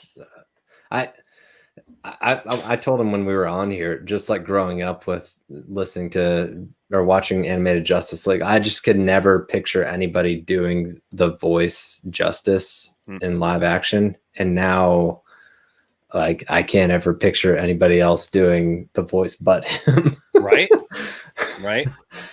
Like whatever WB does, what I love about Zack Snyder's Justice League is no matter what they do going forward, people are always going to have to reference his work. That's what I worry about with the Flash too. Like, good luck, Machete, of one-upping that Flash sequence at the end of this movie. Good luck. Yep. That score. It's gonna be tough. Yeah, but we also get Wonder Woman dead on the pyre. Hippolyta. Love that picture right there, that close up. Oh yeah, it's awesome. The pose is just so great. I love how just like the throne is just this low, like dense stone. It's not like this like elaborate. Goofy I was thinking about that actually watching it. Like, like I'm sitting in this chair. I had a crappy chair for a while that was like bending and breaking, and I was leaning to one side all the time. And like, I think about that every once in a while when I see that scene. He's sitting on stone. Yeah. Like, not very good lumbar support. No, man. Your butt cheeks are falling asleep, and it's like, why am I thinking of Darkseid's butt cheeks? I don't know. But the thing is like he is hunching too. And he's a big guy. Yeah. He's a huge guy, It's like, oh my gosh. But yeah, man. Awesome. That he is. And I just love the worldscape behind him too. It's just it's freaking beautiful. Like you can feel the heat when they show that full sequence there. But yeah, we get Wonder Woman on the pyre, and the shot of Hippolyta crying, looking on, and old Darkseid up there. Right there. There's a lot going on right there. Yep. All this stuff is so freaking beautiful too. Yeah. So I remember, I know that upon rewatches, like you didn't notice Darkseid walking down the ramp upon I did not your first viewing. So it's like so much stuff. Even like we'll get to it. Even like the Robin suit in the Batcave, Mm-hmm. that kind of stuff. Mm-hmm. I was focused on the massive fire in the middle. Yeah, focused on Wonder Woman, roasting on an open fire. Right. Yeah. Then we get Darkseid killing Arthur and Volko, and we see Omega beams. Which, come on, guys! Like, who would have ever thought we'd get to see this in live action? The steam coming off of them under the water. I mean, I love the fire eyes too. I'm like, Zach would go there. Like he would put that in live action. What an amazing visual there. Right. Who, like you said, who would have ever thought that we would have seen that? Yep. And we got the good luck following that up with some other Darkseid or right. Look, I love the for a lantern ring. Right. I love the old cartoons with Darkseid in it and all that stuff, right? But how are you ever going to do a live action Darkseid again and think that it's not going to be compared to this? Right. And I'm sorry, but after seeing that, are you going to make this? Because this is not going to fly. Yeah. This is going to look comical. This had its moment, right? This was its thing when it was. Okay, I get it, and I love it. I love Jack Kirby's work and his original drawings and all those things. But come on, you have a serious Darkseid there. And I know there were people complaining, said like he's got armor. Well, yeah, he's got armor. He's a warrior. Right. Like he always did have some kind of armor. Like also, read a comic book. Why he took an axe to the shoulder and almost died. Right. So why wouldn't you? He came down shirtless the first time, and he guys showed up, and it's like, you know what? I probably should do something about that. Right. And he did. And Zack Snyder explained a suit. Oh, that never happens, does it? Oh my gosh, yeah. That's the beautiful thing about Zack Snyder's Justice League is there's a reason for everything. Mm-hmm. And it explains it in the movie. So you can't go home after that movie, or I guess you're already home or wherever you're at, like, and just be like, well, no, I don't understand it because he didn't explain it. If you don't understand, it's because you didn't pay attention. Yeah, I mean, true. Really, unless they cut 30 minutes off the movie and then you got to wait for the Ultimate Edition. Exactly. No, you're absolutely right. But but that's my thing too. It's like, okay, pay attention to the movie, but even paying attention to the movie, like we said, we're still discovering things. Darkseid walking down a ramp, something in the background, whatever. These things, these little story points, like Cyborg looking over from one side instead of the other, like all these little little things. I'm like my mid-teens through watching this number of times I've watched this movie, and every time I watch it, I'm still picking up stuff. It's amazing. I do the same thing with BVS, and I don't even want to imagine how many times I've seen that movie. Oh, I did it with my favorite movie of all time is The Empire Strikes Back. I know that movie upside, downside, left, right, whatever, man. And I just did a watch party when my theaters around here opened up here in Michigan for a few weeks. We did a party. I rented out the theater. I did something I always wanted to do. We rented out the theater. We had a bunch of people. People flew from all over the country even to come here and watch The Empire Strikes Back. And I saw a couple of things because it had been since 1997 since they released the special editions that I had seen it on the big screen. Seen it many, many times, obviously. But I noticed a couple of things. Excuse me. That's awesome. I love when that happens. Nothing getting back to me. What you get for chowing down on pistachios midstream? Somebody's gonna clip that. Got nuts stuck in my mouth. Somebody's gonna clip that and use that somewhere around me. But no. But yeah, you still see things, right? And that's good storytelling. That's good cinematography. That's when you still notice stuff that you're like, wow, I never noticed that before. Yep. Agree. Then we get to see, old Lois charred. This is a good way of putting it. I enjoyed reading this comment. Right. Oh man. But yeah, this I watched on accident. I saw there was some teaser that got leaked or something. Maybe it was in a different language or something.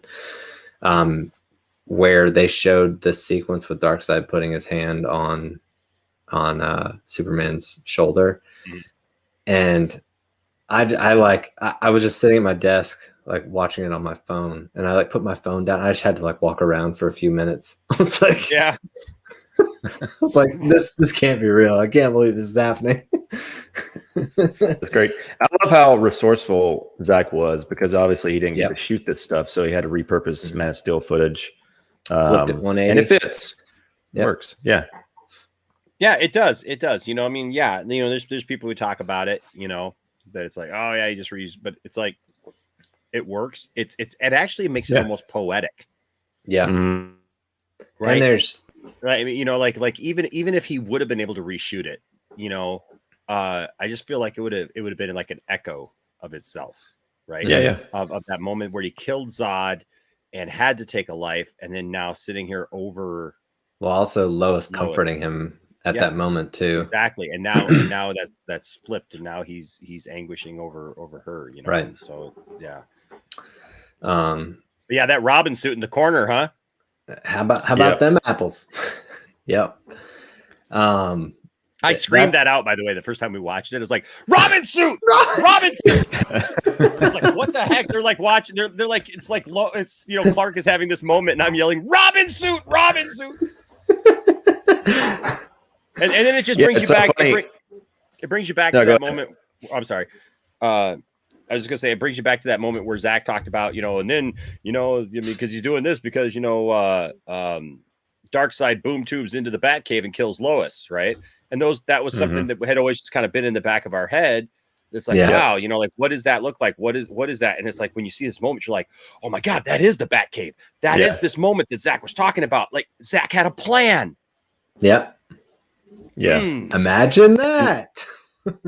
I wonder how many casual viewers picked up on that, because it's not very obvious, for one, that it's Lois. We know it because of, you know, but that's a good point. I thought you were talking about the fact that it was a repurposed scene. Like, no, I'm just talking about like just the fact that, you know, that is Soup's succumbing to the anti-life equation because of Lois. I mean, there is the long hair, killed, but yeah. Is there hair on the skeleton? It's just kind of like scraggly long hair, I believe. Could be Aquaman. That's true. I barely knew ye. But yeah, so then we also get the the old we get Kilowog and the old anti-life worldscape again. I think Aquaman's trident is in there towards the middle. There's a ton of stuff in these. These are the kind of shots that I just imagine Zack having like so much fun putting together. Like, let's put this there and put that there. Apart to the Hall of Justice. Yeah.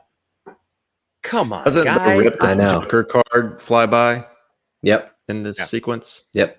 This is another one of those moments, so that you see this thing and you just go, "Come on, guys!" Like exactly. all these people who are just like, you know, Zack Snyder doesn't get comic books, he doesn't get superheroes, he doesn't get this. Like, don't you see what he was building up to? My God, you wanted everything. What are we doing? In one movie? Yeah. You wanted, like, I would rather have 5 movies and be able to look back on it and go, "Hey, look where he planted all this stuff. Look where all this stuff." I mean, just like with his Justice League, and then makes Batman v Superman a better movie for people. Yeah, it's the people who are casual fans who didn't understand the nightmare scene and stuff. Like, we understood it. We saw the fires coming up from holes and you know, the Omega symbol, and we're like, oh my God, that's Darkseid. That's what happened. Yep. Oh my God. Like, I didn't need somebody to spell it out for me. Yeah. But when you see that and you see the actual thing that says Justice League, so you know, in this world, these heroes were operating as the Justice League. You had Superman, Batman, you had Green Lanterns, you had all these things happening. And then Darkseid came for his revenge. I mean, epic. You don't want to tell me that story? I will give you my money. Just take my money. That's the epitome of that meme. Take my house. Take my money. Take everything. Take my toys. Just give me that story. Oh my gosh. It's so infuriating. tell Wonder Meg she can have this Gene Hackman figure that we keep fighting over. Right. Me and Wonder Meg don't live too far from each other, and we both frequent this like this antique place, and we haven't been there at the same time, but I walked in there and there was this Gene Hackman figure. Like, it's like 12, 14 inches, whatever. It's from the Superman figures thing. And yeah, I'd seen it many times and it was on sale once. Whoever was selling it was on sale. So I bought it. And then I noticed that was how I discovered that she lived near me, because she took a picture near that. And I was like, wait a second. You were there? And she's like, yeah. How do you know that? And I'm like, because I live here. And she's like, whoa, okay. And so we started talking and I was like, hey, just look what I got from there. And she's like, you suck. You bought the Gene Hackman thing. So we keep joking about this thing. I got a picture of her here in this room with the Gene Hackman figure. We joke about that. Like, keep joking about she wants to keep joking about she's going to break into my house one night and steal the Gene Hackman. So it's like, I'll give Wonder Meg the Gene Hackman thing. Just give me the rest of this story, for God's sake. Please. Seriously. Oh my gosh. And good luck, creating a story of this magnitude also, from scratch. There's just no chance. No chance. Packed with all the feels that it has too. Just the emotion. The emotion, man. Yeah. All right. So we basically, like I mentioned, Victor says no. Flash thinks he says go. So he takes off. We get the first little glimpse of time going backwards with the box kind of removing itself back out of the water, or the fluid. Yeah. And I love that. Go ahead. I was going to say that shot that I just pulled up, his quivering lip. I couldn't get it in motion, obviously, unless I did a GIF. But you couldn't make the still image quiver. Hang on. Let's see. Is it doing anything? No. Nope. No. Oh, here we go. Is it where? That's all I can do. Everybody pick up your computer screen or your laptop or whatever and just shake it right now. Yeah.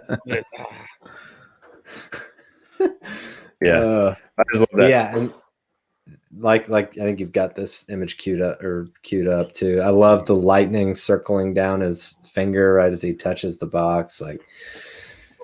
Just all these little finishing touches for these sequences are freaking beautiful. And basically we've got the explosion. Cyborg yells, "Get down!" And I imagine that he's thinking this might be the explosion that he just saw the vision of in the ship. Yeah. So then we get the line that the ship delivers where it says the future has taken root in the present. And I'm just like, Chris Terrio, you are a brilliant, brilliant man. Isn't that an Excalibur quote? I don't know. I just remember somebody saying that it was. Yeah. Gotcha.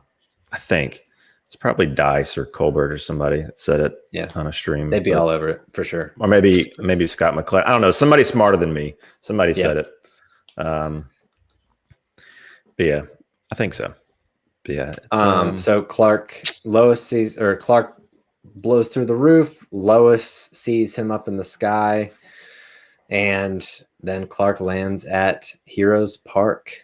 And I think this is a shot that we saw in a trailer at one point as well. But he lands at the "If you seek his monument, look around you." And we get to finally see this scene not clown color corrected. Yeah. Just this, it's crazy just what a shot difference alone too. Is so different. Yeah. Exactly.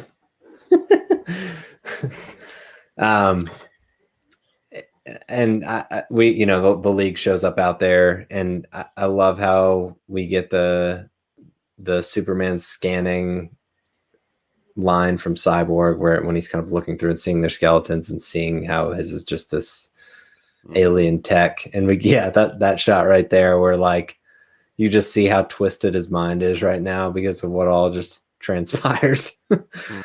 And one thing about this scene that I think I mentioned before is I can't imagine what it would have been like to watch this movie without having seen the theatrical.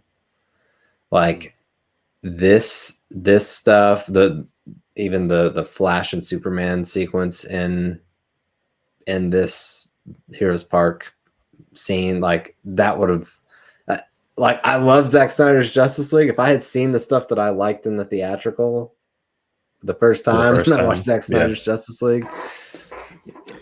Yeah, it is very unfortunate that we weren't able to see it fresh. Because it's like the best stuff in the theatrical. And so it takes a little bit out of it. I haven't already seen it, but but contextually it still, improves in this version. I mean, that first time that you saw the Flash run by and Superman give that side eye. The eyes move. Thing, like the first time, even in the theatrical, I mean, look, okay, when I saw the theatrical with my family for the first time, like we were standing right here. My kids were really little at the time, and we did a whole review of it. And we were super excited for it, like, because we didn't understand all the things that had gone on behind the scenes, for it, obviously at the time. And so you're just excited to see your favorite characters on the screen together, and thinking this is what we're going to get. So this is what it is. But scenes like that just gave you chills, And I understand what you're saying, because I can relate it to, like, I had somebody spoil the Luke Skywalker appearance in The Mandalorian for me. Mm-hmm. And no, dude. Yeah. And so like watching it then that night was like, okay, I knew it was going to come. And so then I found myself more focused on this CGI really isn't that great, instead of, oh my God, it's Luke Skywalker. I was totally surprised by it, and I was texting Brandon like every half hour. I was like, "Did you watch Mandalorian yet? Did you watch Mandalorian yet?" Like, yeah. Well, the person who spoiled me actually had spoiled me for the Thrawn comment as well, because they have a YouTube channel, and like they put out a video right away saying the return of Thrawn, and I was like, dude, seriously? And like I messaged him, I'm like, come on, man. And then so it was ironic, because the day that it happened with Luke, that guy actually called me at like 9 a.m. He's like, Enosh, don't go on social media. Don't go on Twitter. Don't go on anything. You need to just watch this thing and like be surprised and like just experience it. I was like, okay, no problem. Lunchtime comes. I'm making a sandwich, and I kid you not, like all of a sudden because I'm like subscribed to this guy and I got notifications turned on. So didn't have to go on social media, nothing. My phone is right there, and all of a sudden it pops up and it's like, Luke Skywalker is back. And I'm like, You take your peanut butter sandwich and just throw it against the wall, and it sticks on the wall. You know what? I had this moment. I couldn't even be angry, because I was just like, of course he is, because I had already predicted that. I said, look, the only Jedi that's out there that's really a Jedi, unless they throw us some huge weird curveball that's going to feel weird, was going to be Luke. If it wasn't going to be Ahsoka was not a Jedi. Ahsoka walked away from the Jedi Order. So if you're going to say pure, it has to be a Jedi that did it. It's got to be Luke. So I wasn't surprised that it was Luke. I was surprised that they actually did it. Yeah. I was surprised that they did it.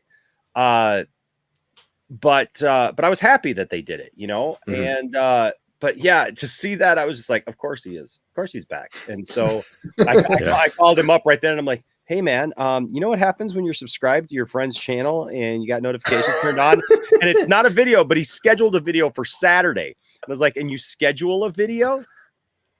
Yeah, you get that notification, man. Probably shouldn't put that in your title the day that it comes out. Just saying. And we've joked about that many times since, but yeah, it did take away from it for me, because then I was looking at it more critically as everything else, instead of just being in the moment. Sure. In the excitement of it. And I think, that's one thing that Zack actually did well, was he took some concepts and some ideas that we had already seen, and he still made them fresh. Yeah. He still made them seem fresh. in our minds and stuff. Even though we had seen some of these things before, even this whole fight sequence between him and the Justice League, which is powerful, by the way. I mean, showing off Superman's powers in such a huge way. Even Diana thinks, "Oh, please don't make me do this, Kal-El." Where he it's like Diana or slams her into the ground. I'm sorry, but right now you're the epitome of thinking you're something you're not. Yeah, because I love a strong Wonder Woman. Don't get me wrong, but we all know Superman he's the top dog, right? Yeah. And this idea that, people are just going to take Superman out, I think is, it showed here because Superman just tosses when he sees Flash there. He's like, okay. I love how he just spins and just like. But I like too though, because that fight scene between him, I mean, if you call it a fight scene, but if, the scene there between him and the Flash, where like the only reason the Flash is still around is because the Flash is fast, right? Because like the Flash is like dipping and there's like one moment he even kind of falls into Clark. Yeah. Like he kind of falls into him and kind of like brushes him back, like, and he gets kind of pushed back. And he actually tries to like push him. Like we see him like push that parademon when he's like in the Speed Force, and the parademon flies. Yeah, he pushes Clark and he flies backwards. Yeah. So I love that whole thing because it really shows the power that he has. I love the duality there with him raising his hand in the last sequence or the Flash sequence in part 6. What do you think of the idea? I know there's a lot of people who's talked about this, but do you think that he was possibly thinking about using the Speed Force there? That's what I like to think. Yeah, I think it's at least something that you can reason with headcanon. And it makes sense. Yeah. So, I will say too, kind of after this Flash sequence when Batman shows up and he just kind of Superman sees him and just kind of starts moving towards him, like, and all the heroes are trying to do their thing, but he's just like moves out of the way of the Flash. Yeah, look, there you go. Yeah, Olé! Exactly. He red capes him. He's like, yeah. It's a good way to put that. Yeah, he red capes him, man, right into Aquaman. Yeah. And you see, I love how you see like the dust when they hit the stairs behind him in the background. And then Wonder Woman tries to do his thing, but you get this like driving guitar music too.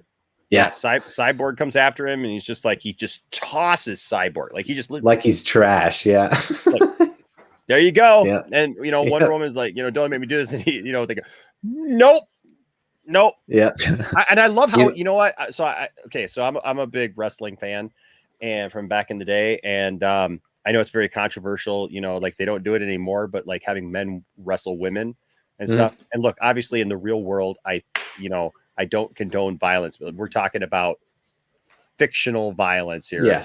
In a fight, and like in this kind of fight, like it ain't gonna matter man or woman. It's Wonder Woman versus Superman, right? God versus God, basically. Exactly. And I love how they just take it to each other, right? Like Superman doesn't the headbutts. Yeah, she's like, I'm gonna come at you. He's like, okay, let's do it. Right there, right back at you. Yeah, right. That's cool to see. But I like how he does focus on Batman. Oh, go ahead, Brandon. Yeah, no, I was just saying we also got something that wasn't in theatrical, which was like him taking on the military kind of. I guess Sam Benjamin's wherever Sam Benjamin is in this scene, I don't know, but he's in there somewhere. You really get a glimpse of the, like, okay, if this guy really went off the rails, like, what is this world going to do? Which is interesting because it gets teed up at the end.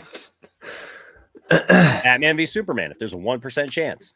Yep. Why do you think Batman has such a a thing about that is that, Batman wouldn't just, try to take him out, if he's good. Well, Batman's strategic, right? And we all know Batman, is supposed to have a contingency plan for everyone. Well, Batman would look at that. And that's why he says, if I do anything with my life, it has to be this thing because he feels such a responsibility to even the planet at that point that it's like, hey, here's this alien that's coming down, man. Like, okay, I guess that raises the stakes. There's aliens now. What do I got to do? I'm not fighting penguins anymore.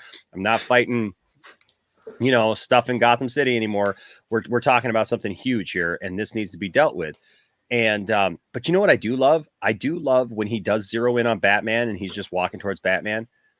There's this moment, and I do think in the Justice League version, where he's like, like you won't let me, you won't let me live, you won't let me die, you won't let me die. I do think that that's a powerful thing to say because of where Superman's coming at, from that point. It's like, I recognize you. Sure. And kind of the last moments, even though they kind of, repaired that at the end, that was still his last moments, was having to fight Batman and going through that fight and stuff. And so if he's not in his right mind, of course he's going to remember that. Of course he's going to have that. And so I do think that's a powerful thing. Even the concept of, tell me, do you bleed? I think it's a good callback to Batman v Superman, quite honestly, if I'm just being honest, and not just because I don't want to just hate on something just to hate on something. There's plenty in Justice League to just hate on. That's kind of an interesting moment there that he has. But even though it's not in this version, it's fine. But I love how he zeroes in on Batman, and there's this difference between Batman v Superman and this, because in Batman v Superman, Batman's prepared. Batman's come with all these gadgets, and he's come with the armor, and he's come with the kryptonite, and he's ready to take Superman out. In that moment, you got Clark without a shirt on and some jump pants, or some pants or whatever. I guess he's wearing a suit pants, but it kind of I don't know, they kind of remind me of joggers for some reason. But he's just he's standing there like kind of stripped down, and Batman is just there in his regular Batman costume, and it's like Batman has no defense against that. Yeah, he's got his gauntlet that he uses there for a minute when the heat vision comes, but Batman's pretty much just out there in the open and at the mercy. Not much you can Superman. do. Yeah, and yet Batman stands up to him and tries to reason with him again. So I do love that they did, and I think we talked about this last time when Alfred's like working on the gauntlets. I do love that they teed that up initially with the gauntlets, and then they kind of seem to kind of use that tech throughout the whole tactical suit. Because Batman is the only human in this group, and so he's got to level up somehow to be able to take on this, this alien army. Right. And, kind of putting it to the test with Superman, like he essentially uses both of his defenses, and thankfully the big guns, so to speak, come in and save the day. For God's sake. So like you're mentioning, Lois comes in and intervenes, which is great. I love how this echoes the Martha moment where she comes in and saves Batman from killing Superman, Batman from killing Superman. Then we see it reversed here. She's the key, guys. She's the key. Yeah. Heck yeah. Now, do you think I've seen this out there, and I don't know what I think of, because we obviously don't know how far along Lois is, but obviously she's far enough along where she's got a pregnancy test there, right? Whatnot. Mm-hmm. Do you think that one of the things that stops him is because he knows she's pregnant? I think Zack confirmed that, didn't he? Did he? On I think on Riplin. He confirmed it, but he was like, and maybe he sees something going on, and that like it was one of those kind of Zack confirmations. Okay. Yeah. Okay. He brought it up on Real Blend podcast, I believe, or they did, or somebody did, and seemingly confirmed it. He may not have said it outright, but I think so. Okay. Because I know Liz Wonder, I think she had a theory about that, and then she posted that response saying that it confirmed a theory that she had when she was on maybe Vaga Stream or something. That's I mean, come on, that's signature Zack Snyder. Like, totally would. Heck yeah, he totally would do that. So I kind of love the moment too where she he kind of like leans over and like smells her hair. You like feel him like kind of like get out of this like attack mode. And she just says like, just go. And he flies off with her. I'm like, that's an awesome Clark Lois moment right there. It's about as cool as it gets. Oh yeah. And I love those moments. I love those moments between the two of them. Just agreed. So there's so much heart in it. It's just like the Jonathan Kent and Clark stuff. Oh yeah. And shows that he has that thing that grounds him to his humanity and brings him back. It's, powerful. Yeah, I know it's not in this chapter, but the Camp Farm stuff in the next part is like some of my favorite stuff in this movie. Butterfly callback and Well, and I didn't even think about it, but the first time he sees his mom since knowing that she had been captured by Lex, and to actually get the confirmation, like in the that's true. Like he knew that Batman had saved her, I guess, at that point. I mean, they don't talk about it on screen, but I mean, but so you got to wonder, like, did he just assume that Batman saved his mom? Did they have any kind of communication? Because they just kind of show back up to fight Doomsday and go right into it. So, I saw somebody post about that and I was like, dang, that is the first moment that he's seen his mom since he saw the pictures that Lex threw at him. So, yeah.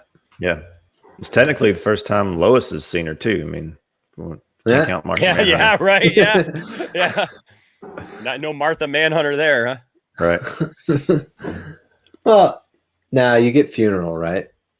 Yeah, I guess. Yeah. No, I'm saying since they're, you know what I mean. I got you. Okay. Anybody thirsty?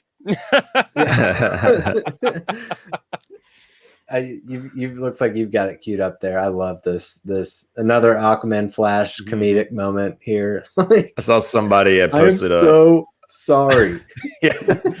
Somebody had posted a video or a Photoshop of Arthur holding a gun with this frame today. Oh Lord. That's awesome. But it wouldn't work on the Flash. If it was Quicksilver, yes. The Flash, no. Mm-hmm. Yeah. All right. So we get Steppenwolf booming into the parking lot to see that Silas has jacked the mother box. And we get another one of your favorite spike flares. Oh, yeah. There, Brandon, on him. Love it. Brandon's a huge fan. That image is named Step Porcupine. Nice. That's what I named it. Nice. I love that. Just like he lets out a grunt too, like in the spikes flare. He's like, I'm just sick of having to chase these things down. He just jumps in and starts ripping through the building. It's supposed to be here. Yeah. I always love seeing Steppenwolf with regular size human characters just to show how big he is. Yeah. And that sequence is another one. You also get it with the Atlantean scene in the last part. But well, what about that design, man? Like seriously, not to just have a toy for everything, but I mean to come from that. Yeah. Yeah. Right. Yeah. Yep. I mean, but what a callback even there. Look at the spikes on it. Still has the spikies. Yeah. Look at the spikes on him. Tell me Zack Snyder doesn't pay attention to freaking detail. Look at the freaking spikes on human Steppenwolf. It's true. It's true. It's true. Yeah! He's got the action figures to prove it. Right. Come on, man. Zack Snyder, man. He's a genius. I almost look at this movie and go, how did this movie ever even get made? Because it seems like it would have taken forever to even put all the wonderful things in this thing, Oh, yep. Brandon's he lives in Royston, so I'm your new co-host. This is a he lives out in the middle of nowhere, so his internet is questionable. So every night when we do a live stream, we just do a quick prayer beforehand. We're like, please God, just let Brandon's internet stay strong here tonight. I hear you. I have a guy. I do call-in shows, and I have a guy named Ryan who always calls the show, and I love his takes on stuff. He's an actor. He's got all this knowledge and everything, and he'll come out and his internet always sucks. And I feel bad for him because it's he'll be in the backstage room and I'll watch him pop in, pop out, pop in, pop out, pop in, pop out, pop in, pop out. And I'm just oh man, it's one of those nights. Ryan is not going to end up on, and and it's those nights he never ends up on the show. By the time he's just it ain't going to work. Ain't gonna work. That's awesome. So yeah, then we get our the old and this I mentioned ripping through the building quite literally. I love this sequence. Yeah, like this, just him like just barging into this room like a bull. Like it's so great. Yep. Can't wait to get that figure. I cannot wait to get that action figure.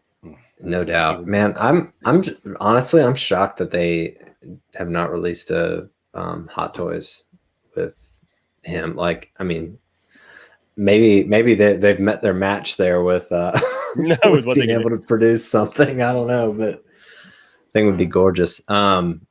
But yeah, so Silas is basically marking the mother box with a heat signature using the electron laser, but also sacrificing himself in the process. I love the very like subtle slow motion they have going on in this scene where he's got the remote and he's like flips open the protective button protector or whatever, like knowing what he's doing, like really kind of like leading you down this path of what he's about to do visually.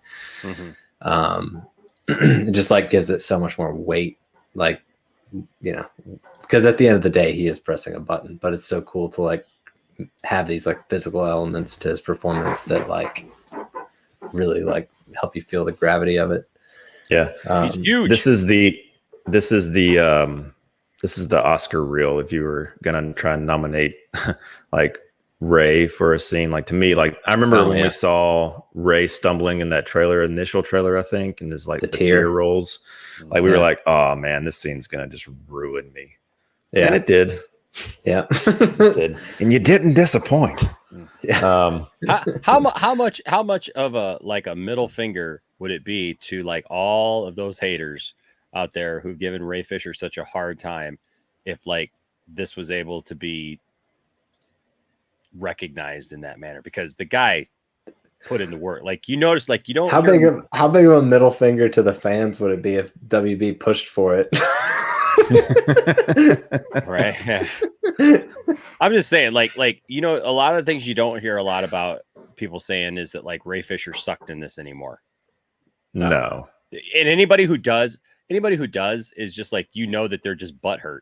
Like, if you like, yeah. Okay. Yeah. I mean, if you want to talk about like pure performance, he's hands down the best in this film, like from an acting standpoint. So good. But it's just his first film and nobody cares about Ray Fisher. Right. And, and he's not very, proficient and all this stuff. It's like, okay. Yeah. We know you're trying to push a narrative now. Like right. if that's where you're going with that, sure. Right. We believe you. So yeah, Cyborg pleads dad no as he looks in and he sees his dad basically just being incinerated. He calls him dad. Yeah. Yep. That's true. Yeah. Calls him dad. Yeah. He has that moment with him, I guess, during the rescue at Gotham Harbor where he's like, you're my father, like they have like their rebuilding of their relationship is kind of, they start to slowly, like he starts to soften, and then, which is also part just how, tragic the end of Silas is, because he's actually starting to come back around to him. I watched this scene and then I think about the dorky ass ending of Justice League where they're in the lab together, like and look, I got a C on my chest, Dad. It's a circle now. Yeah. They should have both turned to the camera and gave like a thumbs up. I'm all shiny and smooth now. And you're alive. Right. Just some cheesy product placement. And I did it with. It's like the Funko Pop version. Like, everybody's happy. Right. Yay. Yeah. Like, yeah. Oh, man. We talked for hours on how they arrived at the decisions that they did for Justice League. But anyways. Yeah. So Steppenwolf booms out, but not before delivering the awesome line of "So begins the end," which, of course, epic. It lets you know where you're at in the movie, right? You know, I mean, every time I see the gun ray thing, I always think Portal. I don't know if you guys ever played Portal. Oh yeah, heck yeah. That's what it reminds me of. That'd be awesome. Like or just Portal Steppenwolf somewhere else. Like whoop. Right. or like open the one below him and the one above him and just watch him keep falling. That's so great. But no, I mean, you are right. You're kind of like, it's a good piece of dialogue that really lets you know that you're about to turn a corner in this story. Yes. And you know, we're really kind of like, we've assembled the league. Essentially, we're now going to hopefully go stop Steppenwolf. Well, and the moment when you realize like why Silas sacrificed himself, right? Like when they figure that out, that like Silas wasn't trying, because like, you know, it seems like Silas was trying to, you know, destroy the mother box, but he wasn't. Yeah. He wasn't. Like, you know, and we didn't mention it, but there also, I mean, there's some cool, of course, Zack explaining like the technology of the electron laser, how it, you know, takes energy into its core and superheats it. Like, it's not just a throwaway thing. Like, it's well contrived. Cyborg trying to stop, you know, Steppenwolf and just getting tossed to the side again is helpless to do it. And then like when the League finds out that Silas died, and they're like, there's nice. You got the tear there falling midair. Yep. That took me a few tries. It took me a few tries to get that one. I almost thought about photoshopping, and I was like, okay, I'm not going to get it. I'm just going to make it myself. And just edit it. It's the Brandon cut. Right. Brandon cut. Release the Brandon cut. I need that tear. Yeah, no, it is a powerful moment. Right. The rest of the league shows up and kind of collects themselves and realizes what they've got to do at this point. And we got a satellite. I got 6. Yeah, so 6. 6. Come on, Brandon. You're the Batman guy. Come on, Brandon. Over there? So okay. Boot him out of here again. Boot him out of here again. There we go. Later. Yeah, that's better. 2 is better anyways. 2 Superman guys. See myself out. 5. But that's of course, embarrassing. This part ends with a great line. Let's go find the son of a bitch. Mm-hmm. And you get a very determined cyborg who plays a very key role in the following part. Mm-hmm. But yeah, so that wraps up part 5. And I don't know if you guys have any other general thoughts you want to add, Brandon. I love this movie. I think it's no secret. They should make more of them. Yeah, right. Hashtag restore the Snyderverse. Still, yeah, that's blue in the face. Comments are all over it. Restore the Snyderverse, please. That'd be great. That, you know, and I'm so glad that I got to do part 5 with you guys, because it's one of my favorite parts of the 6. And it's so powerful. There's so much goes on. You got the dark side stuff. You got the flash forward stuff. You got the rise of Superman. And you know, something blew my mind. So I don't know if you guys know about this as far as like anything about me personally, but I'm a minister. Okay. Mm-hmm. And so I know, you know, obviously with Superman, there's always been these, you know, Christ, you know, comparisons and stuff like that. And so, and people kind of some people have gotten tired of those. I love those. That I think that there's some really cool stuff there, just because the reason why the guys, you know, why Schuster and Siegel, you know, made Superman, created Superman, you know, not necessarily Jesus, but a Christ-like figure, a savior to come save the, you know, the earth. And when I look at that, and I didn't realize, and I'm trying to just go off of memory here. Superman dies in Batman v Superman at the 2 hour. Yes. 2 hour 58. Is it 53 or 58 minute mark? I'm trying to remember. Of course, I'm a minister and I'm like totally off of this. But I just thought of this again because I saw this thing this last week with Zach, and then he talks. I think he talked about it at Justice Con. It might have been at Justice Con that he talked about this, or somewhere. 2 hour and 38 minute, 57 seconds. 2 hours 38 minutes. So he dies in Batman v Superman at 2 hours and 38 minutes, and then he comes back to life at 2 hours and 38 minutes in Justice League.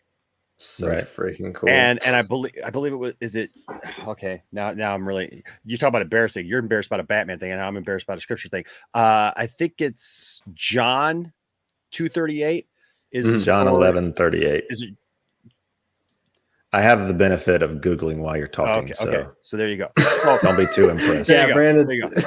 There you go. Yeah, John 11. Yeah, no, you're right. It's John 11:38. But it coincides with with Lazarus being raised from the dead, and it's like that kind of stuff right there. Like, look, as a creator, as a musician, even right, like when you're putting a song together, to try to think of like, how can I time this whole thing out that exactly at this minute, second mark, this thing will happen that coincides at the same time that this minute, second thing happened in my other song, maybe, and like record that and get that to work perfectly, to put that into a movie and then have it relate to a biblical account of resurrection, even. And this it's amazing. This isn't like a small film. Zach about this is that a blockbuster superhero film that he did this in. Right. Exactly. Yeah. I think they asked him that Justice Con, I believe it was Justice Con, and he was like, yeah, that'd be a crazy coincidence if it wasn't intentional or something like that. Yeah. To the effect. Yeah. And so I look at that and I just go, man, like anybody who comes back with just like, Zach doesn't understand these properties or doesn't understand this or that. And it's like, I just, it blows my mind of how simple people can look at this stuff, because you don't get that kind of depth. And this is, please believe me and hear me out. This is not a cut at Marvel movies, at the MCU. I think for what they're doing a great job of it. Obviously they've been very, very successful. They know what movies they're making, right? They know who their audience is, what they're trying to do, and it's even now spilling over into their TV shows, and satisfying those. By the way, they do a 6-episode thing of Falcon and Winter Soldier, and then as soon as it's done, they're like, hey, did you like that? Well, guess what, you're getting Captain America 4, so we're going to give you more.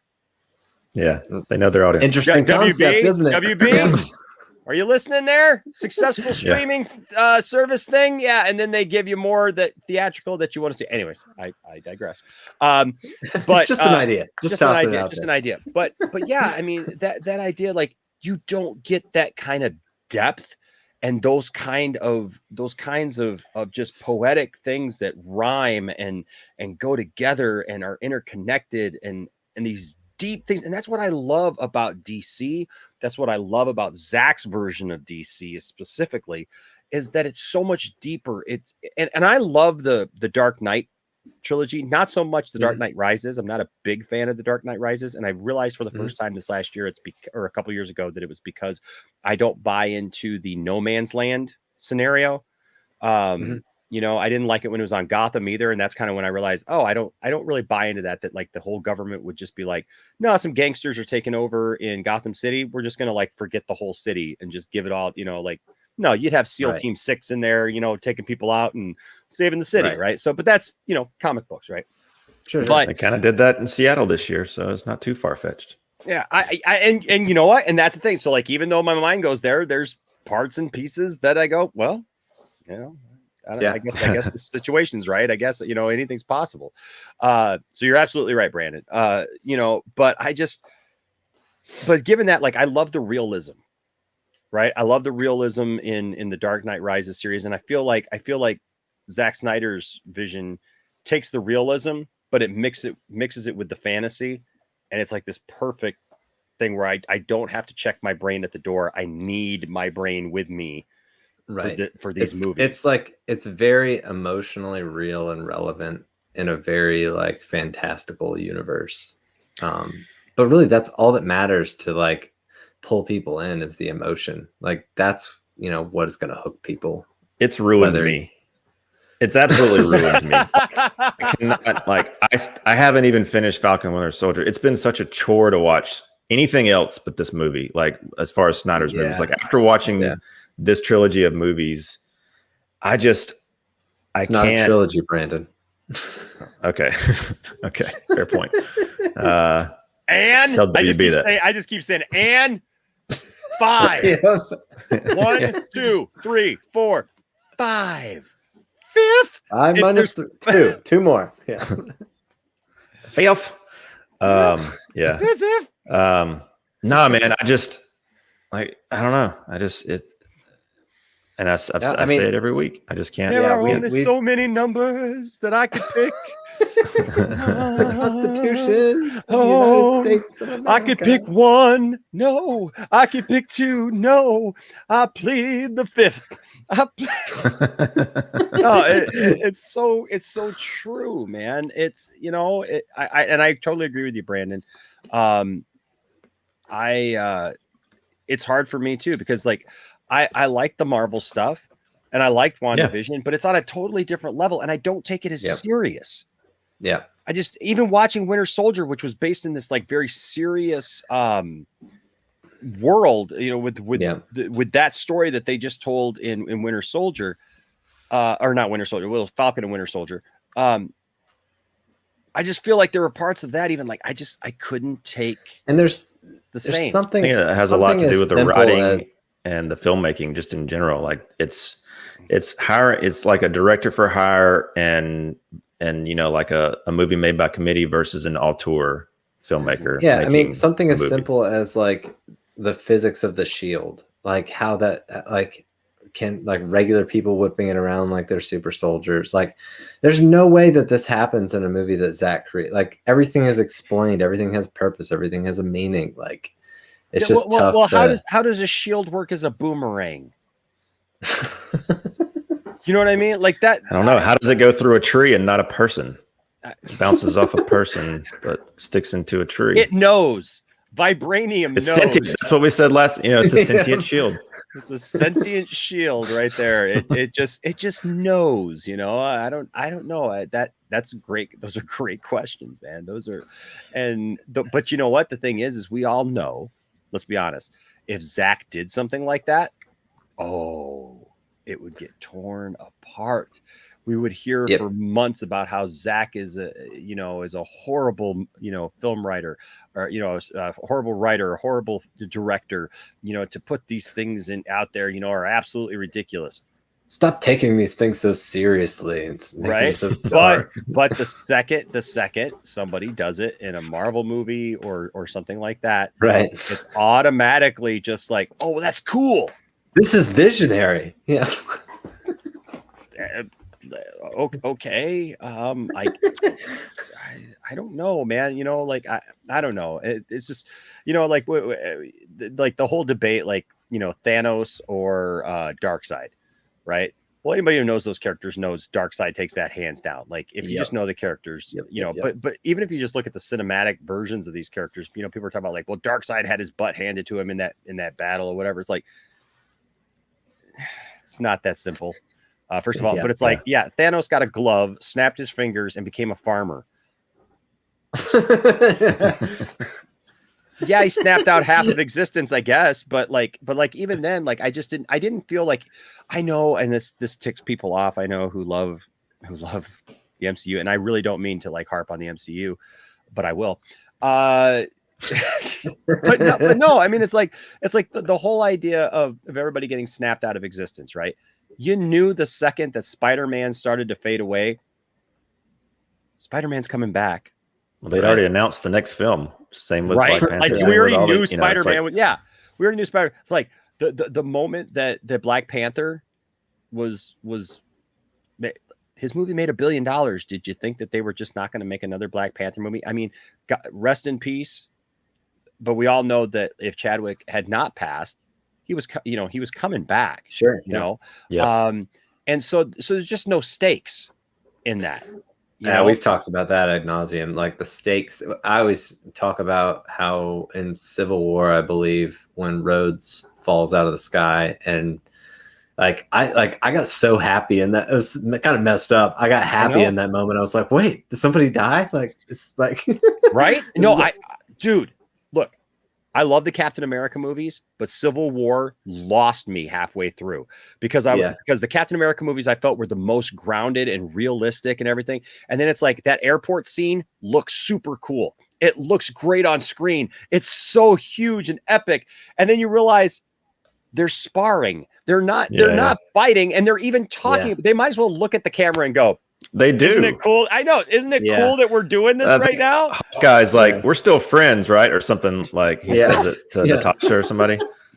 And it's like, it looks super cool. You got Giant Man. You got all this, and it's like, oh, this is fantastic, except for there's no stakes in it whatsoever. Nobody's going to get hurt. And I'm with you, man. When Rhodey fell from the sky, I was like, whoa. And then the next movie, it's like, I got electronic legs, guys. I'm back to normal. And it's like, exactly. Not only is he not dead, they use on the actually not even paralyzed. He's got legs, and we won't even talk about it. Better than ever. I'm better than ever, guys. Like, I'm still out there doing the job and doing it. Like, oh, okay, sure. Right. Look, anybody. Look, I love Thanos as a character, but anybody who thinks that Thanos has got anything against this Darkseid character, you go watch that Monolith scene and listen to Ray Porter talk. Give his speech about striding over people's bones, and you tell me if you've got the same opinion. But you know what? The same people who want that though would have preferred something like this for the battle between Superman and true. here we go, guys. Well, they can always go to Justice League. Uh-oh. There you go. Superman wins. I've done this like 5 times, and normally Darkseid wins. So I'm kind of shocked actually right now. Nice. I'm shocked there for a second because usually Darkseid wins. So there you go. That was going to be Zack Snyder's Justice League 2 and 3 right there. Superman finally wins, finally beats him, and we'll put a sepia tone. Let me over it. Right. Yeah. Right. We'll just everything will be back to normal, the way that everybody likes it, bright and cheery, and Superman will fly past the screen, and everybody. Hi guys. Probably John Williams score. As he's going. Yeah. Exactly. All right. Well, gents, this was super fun, and this was great. We've definitely got to do a Star Wars. I'm down, man. Show here one of these days because I'd love to dig into that stuff.